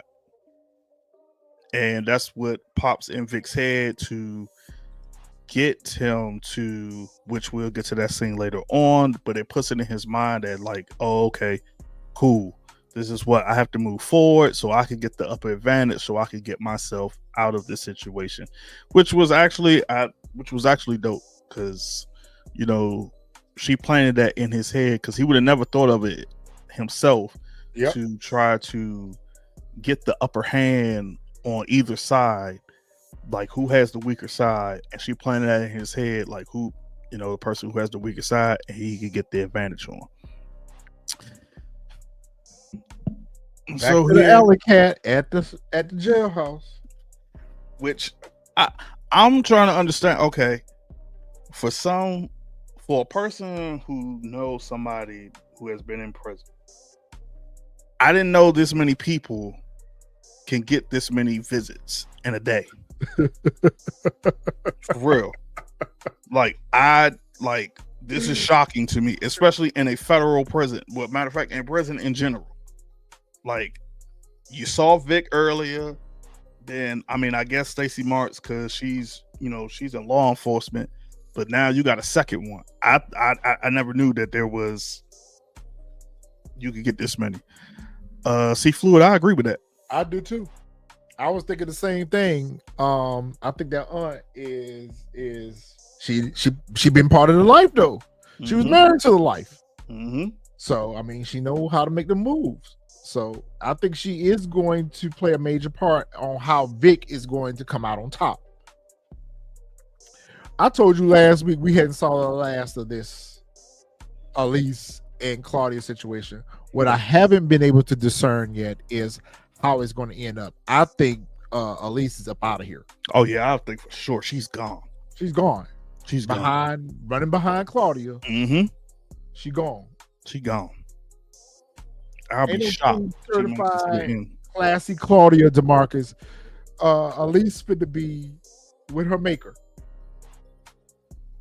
Fooling behind her, sitting there looking crazy, talking to professing her love to Claudia and how she'll do anything she can to help her and help her get out of here. Claudia tells her, listen, we got to give up the Viagra triangle. However, I'm working the angle. You're my only outside help right now. I just need you to roll with this until we can get this situation back on top and I can get out of here. Elise will be expired. Yep. Before that happens. She will be expired. She will be expired before that happens. And the fact that she over there at Claudia's place, yeah. Shanti roll up on her to give her the product and everything, and to kind of lay the ground rules out of how the working relationship is going to be between CBI and her. Elise try to get a little sassy with her and let her know that it's my clubs, it's my mama's clubs, and my family's money, and if anything happens to me, the deal's gonna go dead. And she's like, and you don't need to show up today. I'm like, okay, that's gonna come back and bite you, Elise. You might want to have her there. You might want to have her. Yeah, I think it's going to be Shanti that's going to end up getting her up out of here. Oh, yep. Sure. Yeah, definitely. Oh, I see that for sure. Exactly. See, Floyd, she's not built for this life at all. And it shows. It shows. She's not built for this life at all. I feel sorry for the poor girl. I feel sorry for the poor girl. I don't. Dumb. Showstopper was like, oh, that's how you feel? Yeah, she is a crash dummy for real. Showstopper like, oh, word? That's how you feel? You don't want me there? She's like, all right, you call me because you gonna muck this up. Yep. And when you muck this up, you're gonna have to call me to come see about you. She's like, okay, have a nice day. I was like, yeah. It's been real. To that club. She gonna have to go over to that club and see about her product. Right there. Scared to death. Scared to death. Yep. That's what I was going to say. Scared. More pale. Got more pale than what she was before. Scared to death. Terrified. Petrified. Because she knows she don't have no clue what she doing, what she's supposed to be doing. Nothing. You's not built for this life at all. And don't know what to do. Don't. At all. Oh my God. Somebody get this, please. I can't even talk about D-Back today. Every scene, I just frustrated. First off, let's talk about his priorities, right? As you said, Marshall should have been told this man, hey, you need your own place. His focus was getting wheels so he can get up with Genesis. This was just all bad. All bad. All bad. And she finna get situated. And she finna get situated. There you go. Running behind him. Behind him. That's what I was finna say. He bad for her, man. And you can ruin this girl. You finna ruin this girl life. Oh yeah, she getting out alive. Just like what was the little kid that Diamond was last season? She's Leon. Yeah, she's gonna be Leon. Yep. I definitely need that jacket though. D-Mac got on. Yeah, I ain't gonna lie, that jacket was fire. That jacket nasty. I'm definitely gonna DM him and ask him where it came from because I'm pretty sure it came from somewhere out here. We could probably find that out. That's easy work right there. All we gotta do is go to the costume designers page. They usually have all that. I can probably search after we finish. Yep. But in true power fashion, we know the innocent person always ends up being a victim because of their choice to associate with someone that's in that life. We know that sweet girl that's getting ready to go to Spelman that is trying to do the right thing by her life. She didn't want to get mixed up with him to begin with. He pressing her out. The fact that she's hitching her wagon to him, not gonna be good for her. He's on the wall. Yep. It's on the wall.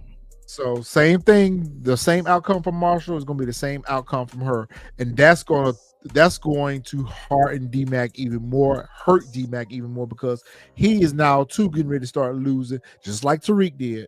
Mm-hmm. He's losing everything that's value to him. So he's gonna lose his daddy.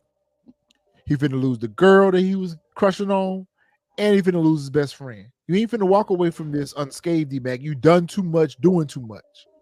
He not finna walk away from this unscathed. And those are the two things that mean the most to him. His best friend and that girl. Yep. And he's gonna lose both.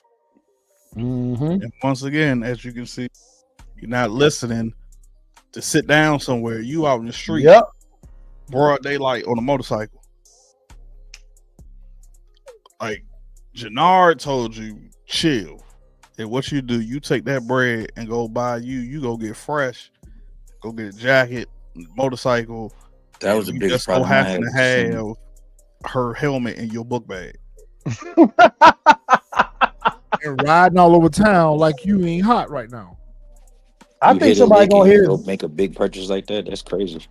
I think somebody gonna recognize his voice from that caper, bro. Yeah.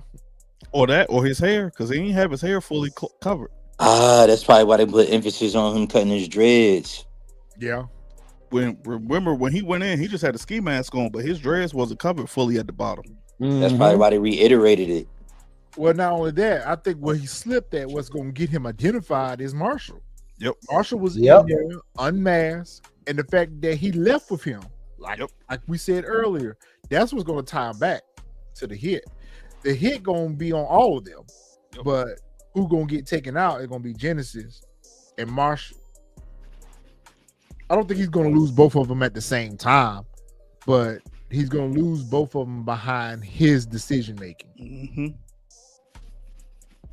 The fact that this is riding shotgun with him, it tells you everything you need to know. Tells me everything I need to know. And the fact that Fresh brought it up last episode, that he felt like Jannard was still looking like a junkie, told me right there that, and the way he was looking at it and licking his lips for it, he still got the taste for it. So because he still got the taste for it, is he going to be tempted to hit this? Well, yeah, I'm tempted, and that's what he put in the glove compartment. Because if he was truly a boss, he would have go ahead and stepped on this, cut this up, and had it out on the street and get some money. The fact that he's riding around with it, this seems like a personal stash. Well, remember, he had just took it from D-Mac. And so after he took it from D-Mac, he literally goes, because remember, Tommy put him on that mission to find the shooter. Yeah, Fresh, that's true. But I mean, even after you took it, you got 20K in fentanyl just sitting on the passenger side seat. You know what I'm saying? And this thing would have been stepped on and out here getting his work. And the way, I mean, even if you look at the slide, look how he looking down at it. Like it's calling him, bro. Mm-hmm. Yeah, it's calling him. It's calling him. It's calling him. Junkie. And I think he gonna answer. Damn, junkie. He gonna answer. Like I said. Yeah, he gonna answer. And then the fact that Showstopper asked him later on in the episode, "Are you back on that stuff again?" made me feel like he had already been in it. Mm-hmm. Okay. Made me feel like he had already been in it. Oh, okay. Well, then my theory with this brick is gone now. Never mind. Not necessarily. I'm just telling you what it foreshadows. Now, Yeah, that doesn't necessarily mean that's what's going to happen, but the fact that we have this feeling and the fact that she touched on it tells me that they're leading us in a direction close to what we're thinking. Yeah. He got the work done. He found the shooter. And, you know, he called Diamond and told Diamond that, you know, I found him, or whatever the case may be. At this point, it's unknown what Jannard went to go do and with this brick. That's true. That's why I felt like when, by the time he got to Showstopper's place, had he already dipped into it a little bit, you know, and took a little taste. Or, like I said, if they would have shown us giving it to one of his workers and said, "Here, I need you to step on this and get this out on the street," or whatever, he could have made him a little side money. He could have made him 40K off that 20K brick. You know, well, we know with Power, we always got those off-screen whatchamacallits that we never see. So you got one of the tricks at the club is that's supposed to be selling the work. She double charging the customers for the work, and one of the customers going. One of the customers wasn't going and saying, "Listen, old girl over here charged me $150. You charging me $250 for the work." Like, and they have a little bit of commotion back and forth, and Elise comes up like she's truly the manager of customer service. Is there a problem? Is there a problem? Can I help you? Sent the man to the bar for the man to get a refund at the bar. Oh man.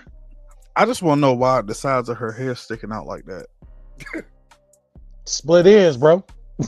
Nah, it just reminds me of the scene from. She's the end that split it already. Like, she's the end that split it already. That poor lady is it over her head. And then the worker tell her that, oh, he just drunk, coked up, whatever. He don't know what he's talking about or whatever. He playing you or whatever. Nah, she playing you. But it looked like Elise had enough sense to know that she was being lied to, and she called Showstopper to come down there and see about what was happening. So that was a smart move on Elise. But at the same time, she did what Showstopper told her that she was going to have to do to begin with. Mm-hmm. So I said right there that, yeah, this girl right here, she ain't finna walk away from this situation right here. It was, no. Yeah. And of course, Showstopper pulls up on her in the locker room. Now, if you watched our prediction videos, we had this wrong. We thought because Elise is in the scene and the way they chopped up the trailer, it made it look like that Showstopper and Elise end up getting in a fight, which of course we know that's not the case, and she ends up beating up the little dancer that's supposed to be selling the work and goes through her bag and realizes that she is skimming off the top. And of course, as soon as she does that, she put hands and feet on that girl and throws her up into the locker. For this screenshot.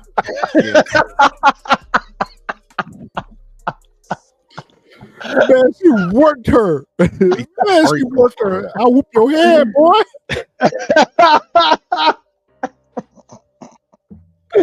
I'll whoop your head, boy. I was surprised she wasn't knocked out when she slammed her head up against that locker. Yeah, man, bruh. Man, she worked her. Oh my God. You wrong for this, friend. Man. Already and told her to get on up out of this joint. And don't come back. And dang,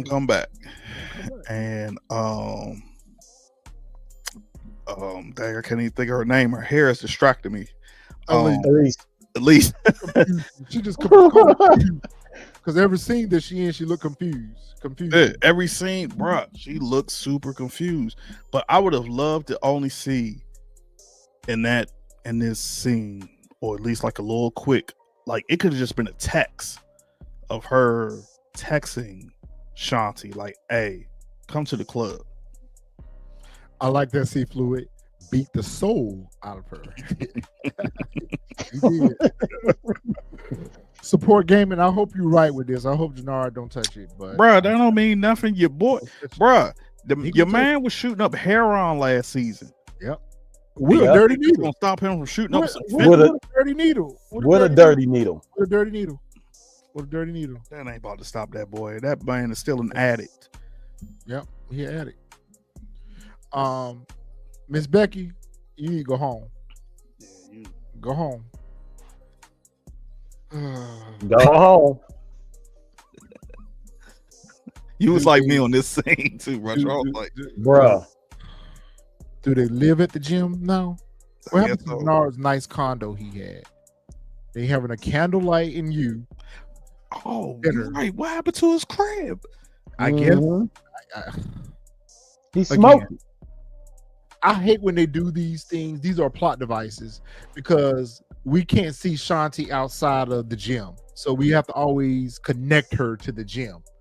But they having a candlelight in you. I feel like this is Keith Washington and Shantae Moore having dinner together. He's sitting here taking her braids out. She's singing to him. I'm like, what are we watching here? Why do we want to spend this much time with Showstopper and Janara? We don't care. I'm mad because they had one of my favorite songs in this thing too. I can't hear it sing no more now. And she's serenading him in it, and I'm like, he's sitting there taking her braids out, which is black love. I guess that's what they're trying to show us. Yeah, it's black love, and it was a special moment if we would have been invested into the characters. But we know that neither one of the characters are good for each other. She not good for him, he not good for her. But we see that they truly have a relationship that is built on love. At least for him, he loves her. He loves her enough to sit here and take out her braids. Yep. So he cares a lot for her. Yeah. She uses this opportunity to kind of almost, if she hadn't started talking about the diamond situation, it would have almost came across as believable, because she does share affection towards him and concern for him. But then she questions him about, I don't know what made her. That's why I feel like, had he been in it, because I don't know what indicator did she see to make her ask him whether or not he was back on that stuff. Because he told her. He told her. He said he told her about what D-Mac did and he said he took a brick of fent from him, and that's what made her immediately switch. Like, yo, wait a minute. Like, yo, you back on that stuff? And he like, nah, I ain't. You know what I'm saying? Because that's what she was like. I told you what would happen. It's going to either be me or it's going to be, you using. So I couldn't resist, Alex. I mean, the candlelight. I couldn't resist. Okay, Fresh. That makes sense. I missed that because I guess I was distracted by where they were going with this. I didn't even pay attention to that. That's what activated her to ask. Him telling her about the D-Mac lick or whatever, and she instantly got concerned about that, as she should. Yeah. Are you back on this stuff again? She's like, because I already told you, it's either me or it. And again, she always, even in their tender moments, she always finds an opportunity to sun him. And I just feel like at some point he's gonna get sick of it. He's gonna get tired of her. Yep. So I could definitely see, like you said, the Tommy and I can't even think of her name right now. And her unaliving him having to do it may be the trigger that put him back. Pushes him back to Odin. Yeah. Oh, that's a good one. That's a good one for sure. Because he loved that girl. Yeah. And you can see how he run behind her, that he truly do love her. I feel like we've seen this version of Tommy so many times. I knew that he was going to do something reckless. He did the same thing in OG Power before old dude was able to reveal to them what Dre had done with Julio. So Tommy goes over and finds the hitter that had been coming after them. Pretty much strongs arms him, threatens him to call Ortega up so he could just boastfully brag on the phone to Ortega about all the trouble he's making for him. And I'm like, Tommy, that's not a smart move. This is a dangerous enemy that you're playing cat and mouse with right here, and you don't seem to be threatened by it. Man told you that he'll situate your throat with his bare hands. Yep. You laughing and playing on the phone with him. You need to take this threat a little bit seriouser, because they already don't hit you in broad daylight in front of your girl twice. They don't hit at you, and you still playing with this man. This is probably how JP is going to get up out of here too. I can see that now, especially. I hate to jump, but especially how we saw the ending. Yeah. This gonna be how JP get up out of here. Well, it's 50-50 because it could be Tommy and it also could be D-Mac, the crash dummy. So, well, I think the crash dummy is going to be the reason for Genesis and Marshall.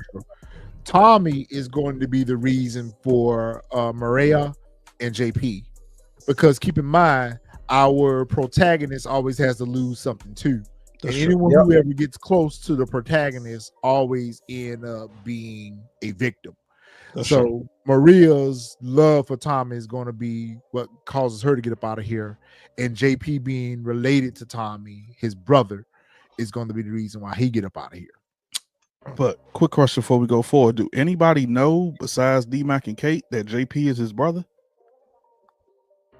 Because I don't think Diamond and them know that's his brother. I don't think that that's going to be the reason that JP gets unalive. What I'm saying is, because he's his brother, that's what's going to be the reason. I don't think that anyone else knows per se, and they're going to go hit him. I feel like because he's his brother, because of his association with Tommy, is going to be his unaliving. Oh, Dexter says Claudia. Yeah. I think JP gonna go out of here by way of some D Mac doing. I think it's gonna be whenever they do meet up. When just like what happened with him and Maria just a while ago, there's gonna be another hit at Tommy, and JP gonna end up catching a stray behind it and gonna get him up out of here. She played this all wrong. She played it all wrong. Did. She did. Yeah, she did. Because part of me feel like she do want a husband, but she too in her. I got the big. She too in her head right now about this whole mayor thing for her to humble herself. She should have been a wife here. Mm-hmm. She should have been a wife here. She should have left all that other stuff behind and got her husband back, because she could have got her husband back here. Right all here. the man wanted to hear was, "You love me for me, and you really want to be with me." Nope. Even if she didn't mean it in the moment, she could have finessed him into feeling that way. She did not leave him feeling like their marriage was important to her. Nope. She played that all wrong. If All she, she would was have thinking about played was it, her mayor candidacy. if she would have played cards instead, she played checkers instead of playing chess. Yep. And she lost her husband. You're like, oh word, I see this mean more to you than I am. I'm out. Yep. Which I actually laughed at this scene. I was like, good. That's what you get. I did too. I'm not even gonna fake. I was like, good. I did too. I ain't gonna lie. I was like, good. That's And what you that get. told me right there that she's gonna lose it all too. No mayor for like- you, no husband for you, no Like, job. your man came No to you job. and said, tell me this is not have anything to do with you running for mayor, and immediately you clenched up and like release his hands. It's like, okay, well, good. That's what you get. You want to be mad so bad? Okay, you go out there and be Mayor Lightfoot in real life. Go ahead. But I feel like support game. I understand what you mean when you say she couldn't lie to him, but at the same time, I feel like she didn't have to. She didn't have to. She truly does love her husband, but she should have made him feel more important Yep. than anybody Yep. in any relationship is going to want to feel like I'm priority versus anything else. She should not have let that been what he left with, the feeling that he left with. Even if she didn't mean it in that moment, she should have let her husband, for the sake of her winning the mayor's race, feel like, yeah, you're more important to me than this. However, I do want to be mayor as well. There's so many different ways she could have went down that path and still kept her husband. But like Fresh said, goody, you got what you get.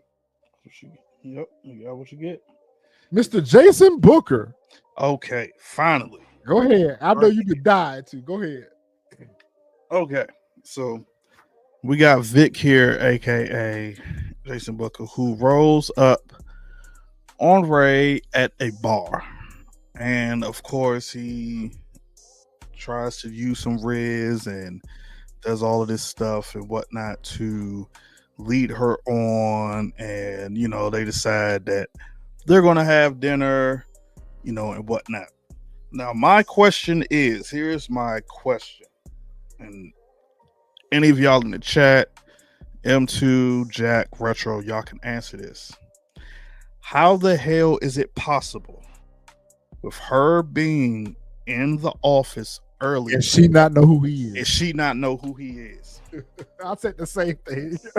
The man was sitting there, and I please don't say, oh, she was looking down. Nah, ain't no way in the world. That man was sitting right there in that seat when they came out of that office. So how is it possible she don't know who Vic is? The That fact she that don't he's a know Vic. Flynn, the fact that he's a Flynn, she don't know who he is. The only way that I could justify it was that the DNC political parties, aren't they from DC? And Yeah. usually they come to town from DC. So I'm assuming that because she's from out of town, she don't know all about the situations of what's happening in Chicago. Exactly, that could be. These two characters are a couple in real life. So Samantha Boscarino, I probably butchered her last name, and Shane Harper. They're actually a couple in real life. So I said when I saw them in this scene together, I said, okay, they're going to give us that storyline. So we know that something is going to happen with this, where Vic is not only going to finesse her, but because of it, Vic is going to also cause Stacy to lose that mayor's race as well. And going back to what the aunt, Miss Beth, had told him, if you got two devils that are stepping on you at the same time, you got to target the weakest one to get them off your back. And so his choice was to go after Stacy, which I agree, that is his weak link. So, and he's going to use this lady to finesse her or igmatize her into giving up information or being able to use that to get from up under Stacy himself and get off these papers. So Jason gonna play her. I said the same thing too, Fresh. How did she not recognize who he was? And that's when I just felt like, okay, they from out of town. They really don't know what's up or whatever the case may be. But I think eventually she's going to find out who he is. But it'll be too late by then. I mean, that's part.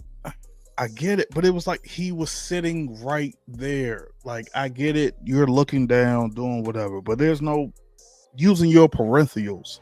Like, I'm going to see, like, oh, there's somebody sitting out here, and it's not hard to not notice him because he got neck tattoos, everything. So I was just like, how you didn't see Vic sitting there when you came out of Stacy's office? So this, when I saw this thing, I was just so confused. I was like, okay. I was like, how is it possible she don't know who he is? Like, that's the part that got me on this whole scene right here. Like, I just didn't get it. Yeah, that's nonsensical. Just like this situation right here is nonsensical with Miguel hiring a hitter to go after Tommy. We know that man gonna come back empty-handed if he come back at all. This guy right here look like he too green to be trying to go after Tommy. Yep. So this ain't gonna work out. This right here is just so stupid. Tommy shows up to a correlation meeting, and he had already beheaded the hitter from the Martez cartel and brought it to the meeting and used that as a way to somehow boost morale for the coalition. And Jannar had to kind of step in because Chavo was kind of bucking up at Tommy and like, Tommy, you're going to get us all unalive. Yep. Like all this crazy stuff you out here doing or whatever, you hot. And you got us hot right now. And he right. And I hate that he had to be the one to lose his life because he stood up to Tommy and told Tommy that the move that you're making out here, like this is a cartel that we going after. You got to be more smarter than this. And he tried to embarrass Jannar in front of the group right here. But Jannar was the one that turned the tide. Yep. You know, to be honest, I'm sorry, go ahead, Fresh. No, go ahead, Jack. To be honest, man, besides the motorcycle scene, I hated this scene the most out of everything in here because this kind of just displays what we've been saying, right? How big his ego is now at this point. Coming in there with the cartel member's head, like what are you really trying to accomplish here? Like the coalition is bigger than the cartel. I just think it's just bad leadership. I don't think Diamond was with it. Jannard wasn't with it. I think the rest of them wasn't with it. Which in other shows, they'd just be like, "All right, we need to get Tommy up out of here," But I understand this is show, and he need to lead the show, But this just goes to show again of a kind of like a regurgitation of everything that we've seen in previous powers. I guess I'm the only one who really liked this scene.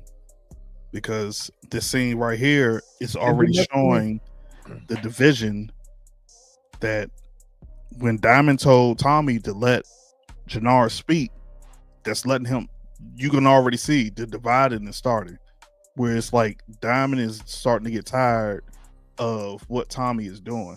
Because I agree. As everybody said, nobody was expecting him to come in with a head in his hand. Now I get it, while Tommy's doing it, he's showing it to like, yo, this is what happens when people come at us. We good. Like anybody come at us, this is what's going to happen.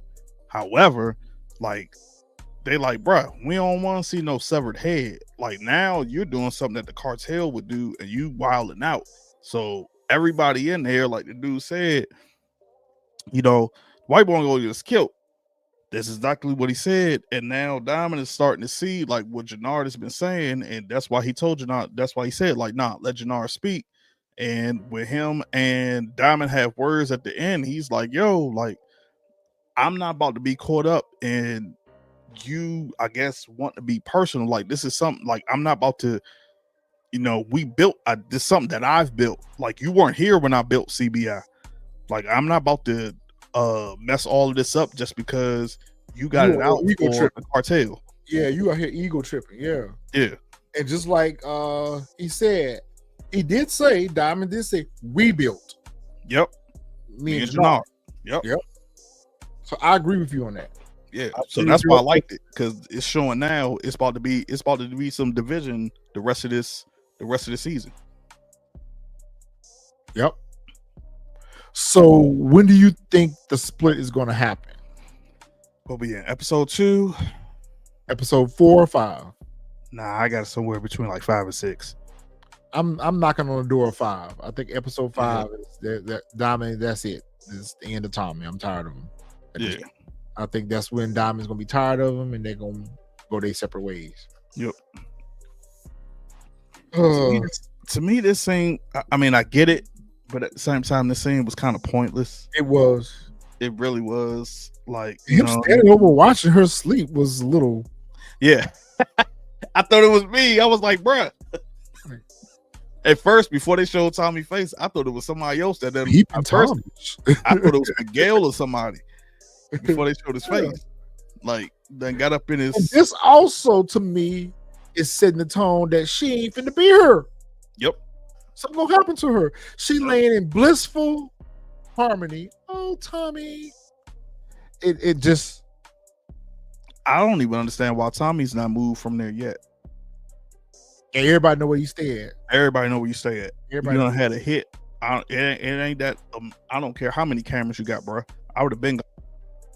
To me, the significance about these pills are something too. Yeah, I don't know. I couldn't figure it out.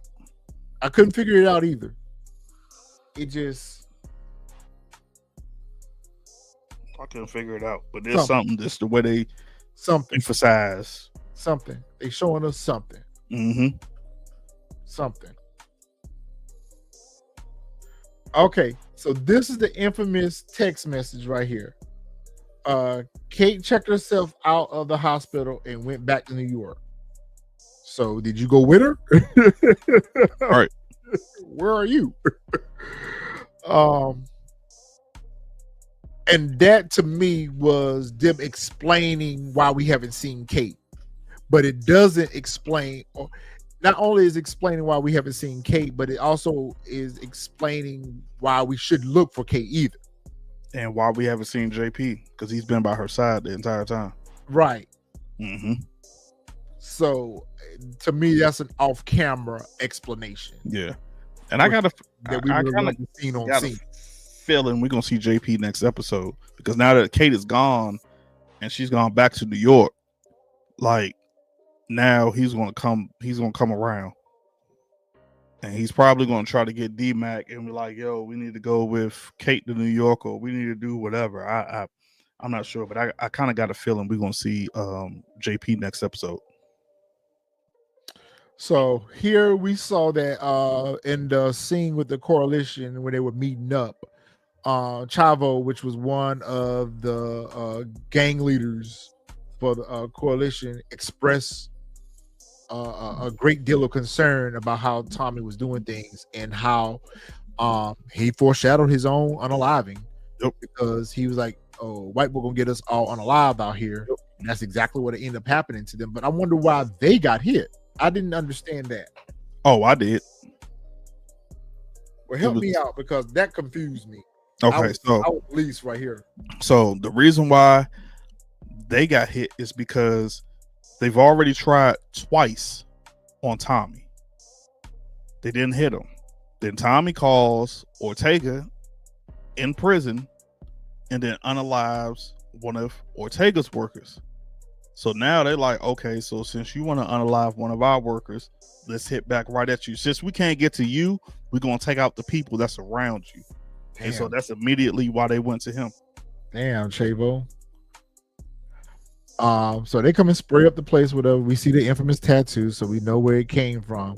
But when they rolled him over, I felt like, okay, is he playing possum? Like, is he pretending to be unalive, or is he alive?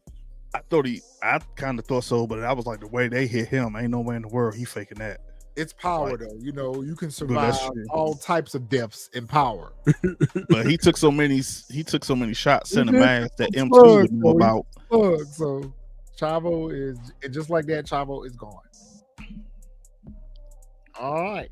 So let's start our early predictions for the next episode, which I didn't even watch the preview for the next episode.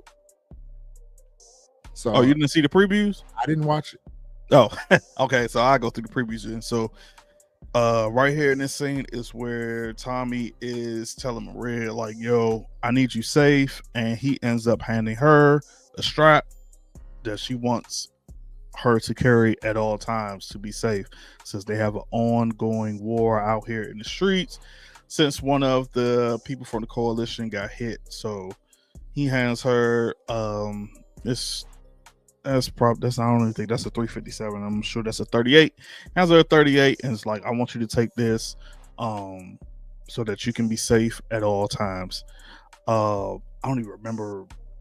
I don't even think they even said anything right here with Stacey Marks. It was just like a little glimpse real quick of her up in the office, which I'm sure has something to do with either Vic, Tommy, or Claudia. Yeah, it has something to do with that. I know here again, Tommy was in the barbershop, and if I'm not mistaken, right here he's talking to, I think it was, no, I don't think it was Jannard. I think it was Diamond. Like they go by so fast. So, you know, we try to get the whatchamacallit. Now here's the scene right here is where that gets me is, who are they that's going to try to, because I feel like they're going to try to take out Claudia. I think they're part of the cartel. But the way Claudia looks, she looks scared. So yeah, that's she should be. That has something to do with Tommy. I think it's just hoods in the jail harassing Claudia. And then she keep going and meeting with the feds or whatever, so they might got her marked as a snitch inside the jail already. Oh, you know what? I didn't even think about that. You're right. Yeah. That's probably what it is, that they realize that she been meeting up with Stacey Marks and they labeling her as a snitch now. Yeah. And she probably calling the cartel for like, yo. She calling for help. Yeah, she calling that attorney like, hey, I need more help. I need so what you call it here? And this scene right here is where Tommy was telling Vic like he didn't have any more need for him at all. Like, you know, you done your part. Your part is over. Like, I really don't need you anymore. And here we got Diamond and Jannard. They loading the straps up, you know, to go to war. And I'm thinking here is where they are going to hit back at the Marquez. I agree. Cartel, because of what happened to I can't even think. Yeah, they got unalive because of them. Now right here with Marshall and D-Mac. What they finna do now? I believe that they Diamond and Jannard probably set up plotting, and they say, hey, this is how we're gonna get rid of D-Mac. Yep. Let's call him in so that we can ride on the Marquez cartel. They call him in for work. And then when he gets unalive, all we gotta say was it was them, and we keep our hands clean. Yep. And this possibly right here where we see the last of Marshall. Yep. A scheme that's set up by Jannard. Yep. Yep. Scheme up by Jannard and Diamond. Yep. Agreed. Because that's what they've been wanting. And that's it. Okay, so I had pinned this comment earlier. I said I was going to talk about it at the end. I do agree, C Fluid. If someone happens to take Tommy out, it could be D-Mac. And the reason why I say that is they're just setting the same tone that they set with Tariq and Ghost, with Tommy and D-Mac, where Tommy's trying to keep D-Mac out of the streets. Mm-hmm. D-Mac wants to be part of life so bad. So I think ultimately when we get ready to say goodbye to Tommy's character, they could be setting the tone for D-Mac to take that character out. We all know throughout the writing of Power, they give us the same DNA in all of the shows. So, bitch, I'm going to be highly irritated when they do that. I'm going to be highly irritated when they do that. Go ahead, Jack. I said if that happens, that is bad. To regurgitate Power Tell me you all can't over. see it. Tell me you can't see it. I can see it though, but if that happens, that's just bad. Yeah, it's going to be terrible. But the better question I have is it time for Tommy's character to go? I think it's time. Yeah, it's time, but we know it's not happening since it's another spinoff. So, yeah, I just don't see what they can give us any different for Tommy's character, even going into this legacy show that they're doing. What's going to be different? Here's what I'm hoping. And although I hate and hope that they don't kind of, as we say, wash and rinse, but I'm thinking that the legacy one is going to, I guess, kind of put him into like the Ghost role, where like now he's going to start thinking more strategic. He's going to start thinking, first. He's going to start before reacting. He's going to think first before reacting off of emotion, because that's the only thing that I can see. Because Lord, unless, and I have a feeling this is probably what it's going to be, is that Tommy's still going to be the hothead, and Tariq is going to be the one that's going to be like his pops, and he's going to be like the younger version of Ghost, and we're going to see him transform into this different version of Ghost, where like he keeps Tommy and tells him like, nah, this is how we got to move forward, where like he's going to be the one that makes that keeps Tommy in line, quote unquote, although he's younger, and have Tommy seeing a different picture on things. But I hope that doesn't happen. That's a good point. But I can kind of see it. It's going to be one of those two. For them to be teaming up in Legacy, it has to be one of those two. First of all, they're going to have to tie all that together. They're going to have to tie all that together for me. I mean, I could see a Tariq and D-Mac team up. That I could see that all day long. But the fact that Tommy and Tariq got business together, they're going to have to make that work for me. Because that should not be something that works. C Fluid, I'm not sure they're going off to Cali. Based off, if you go look at the interview that he did with the Breakfast Club with Diamond and Jannard, the characters that play Diamond and Jannard, like he kind of hinted at where Legacy is going to be. Like he kind of hinted towards it. So if it's not back in New York, which I'm thinking now since JP sent that, which I hope, because that would be stupid. They're sitting, and for Tariq, it's going to be back in New York. I hope it ain't back in New York. Like it may be in a different borough in New York, but I think it's back. Go to Miami, go somewhere. Like I hope it ain't back in New York. Like. Oddly enough, much as I would love an Atlanta Power show, I don't think that an Atlanta Power show we would enjoy. It'll be too ATL. If they did an ATL that are done in Georgia, here in Georgia, tend to have a certain feel about them that takes away the credibility of the show itself. I don't want to see them come to Atlanta. Like I told you, I could see DC, but because they already said Kate went back to New York, they going back to New York. They're going back to New York. Now so that goes to my other theory, is that They go back And to that's New what I York. want, Dexter. That's exactly what I want. Tommy needs to be a background character. Yeah. But see, the thing about it is, though, if they unalive Tommy's character, doesn't mean it has to be like how it was when they unalive Ghost's character. Mm-hmm. We know that the reason why we never heard anything else from Ghost's character because of the politics. Tommy doesn't have those politics with the showrunners. So even if they did get rid of Tommy's character, doesn't mean that we see the end of Tommy's character. He could be in flashbacks. He could be a voiceover. He could be whatever. He could be the narrator of Power Legacy, just like Kanan was 50 Cent was the narrator of Raising Kanan. Yeah. There's so many different things they can do with his character, even if it's unalive. But to be quite honest with you, Tommy has lived way past his expiration date in the Power universe. Tommy should have been long gone. I mean, 6 seasons of Power, 3 seasons of Force. He's been here too long. He was in the season of book 2. Yep. So see, I would love to see him, and honestly see him in Origins. Yep.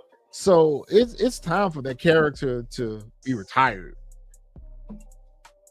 unless they're bringing back Ghost. And I don't see how they're going to bring Ghost back in Legacy where it makes sense. But if they bring the Ghost and Tommy dynamic duel back together, I might want to see that. And then they team up Tariq and D-Mac, I might want to see that. But Tommy working with a bunch of teenagers, I'm not ready to see that. No, I do not want to see Tariq. I don't want to see and D-Mac. Hell no. D-Mac I would want Tariq to take out. I would rather see Tariq and Braden before I see Tariq and D-Mac. At least Braden is smart. D-Mac is a crash out dummy. So whatever he do is going to get Tariq. No. Somebody said it in the chat earlier, and it might have been Fluid or Dexter that said that D-Mac losing Marshall and Genesis may harden his character up, may clean up his character, may give his character a different look at versus what we see now. No. Xavier, I'm not sure you're going to see Diana. Especially now since the baby gone. If they would have kept the baby storyline, then it would have been something to bring Diana back for. Yeah. All right, guys. Well, we're going to go ahead and wrap up this week's episode. Like I said, overall, it was a pretty good episode for a set the tone for what we are going to expect. We already see where we're getting ready to go. It's only a matter of time before Tommy loses all of his allies, and he's out here as a one-man show. So we'll see how that goes. Any final thoughts, fellas? No, I'll have more thoughts once I see the picks for the next upcoming episode. So be on the lookout for our predictions video tomorrow. When Stars drop the picks, we'll drop our predictions. And hopefully I'm gonna go back and watch this trailer too tonight and see can I get some insights for that. All right, we enjoyed you guys as always. Jack, M2, y'all got anything before we sign off? I got nothing. Okay. Fresh, what you got for me, bro? Like I said, I'm just waiting now to see the picks for the next episode, as well as like a little sneak clip that they usually drop during the week before I can provide more. Hopefully now, since we know that this is the last season, hopefully we know that it's just going to go up from here. From episode 2. Hopefully we don't have no filler episodes, but I have a feeling we're probably going to have a filler episode. We're also probably going to have a break. I feel like it was this one. Oh yeah, because what we got for Thanksgiving? Oh, we probably going to get a break. And you know what? The crazy part about it is Stars has not dropped any of the press materials none this season, and that is so unusual for them. Zero. They dropped 0 press materials. I'm going to email them and ask them about it. Because normally in the press materials, it'll tell you when we have our break. Yep. And I'm finna go out there and look in a little bit and see if they have anything out there in Stars Land. I'm gonna look myself after this. All right, family. We will see you guys next week. Y'all be easy. Y'all have a good week. Y'all make sure y'all hit that like button, drop y'all comments, and we'll check y'all out on next week.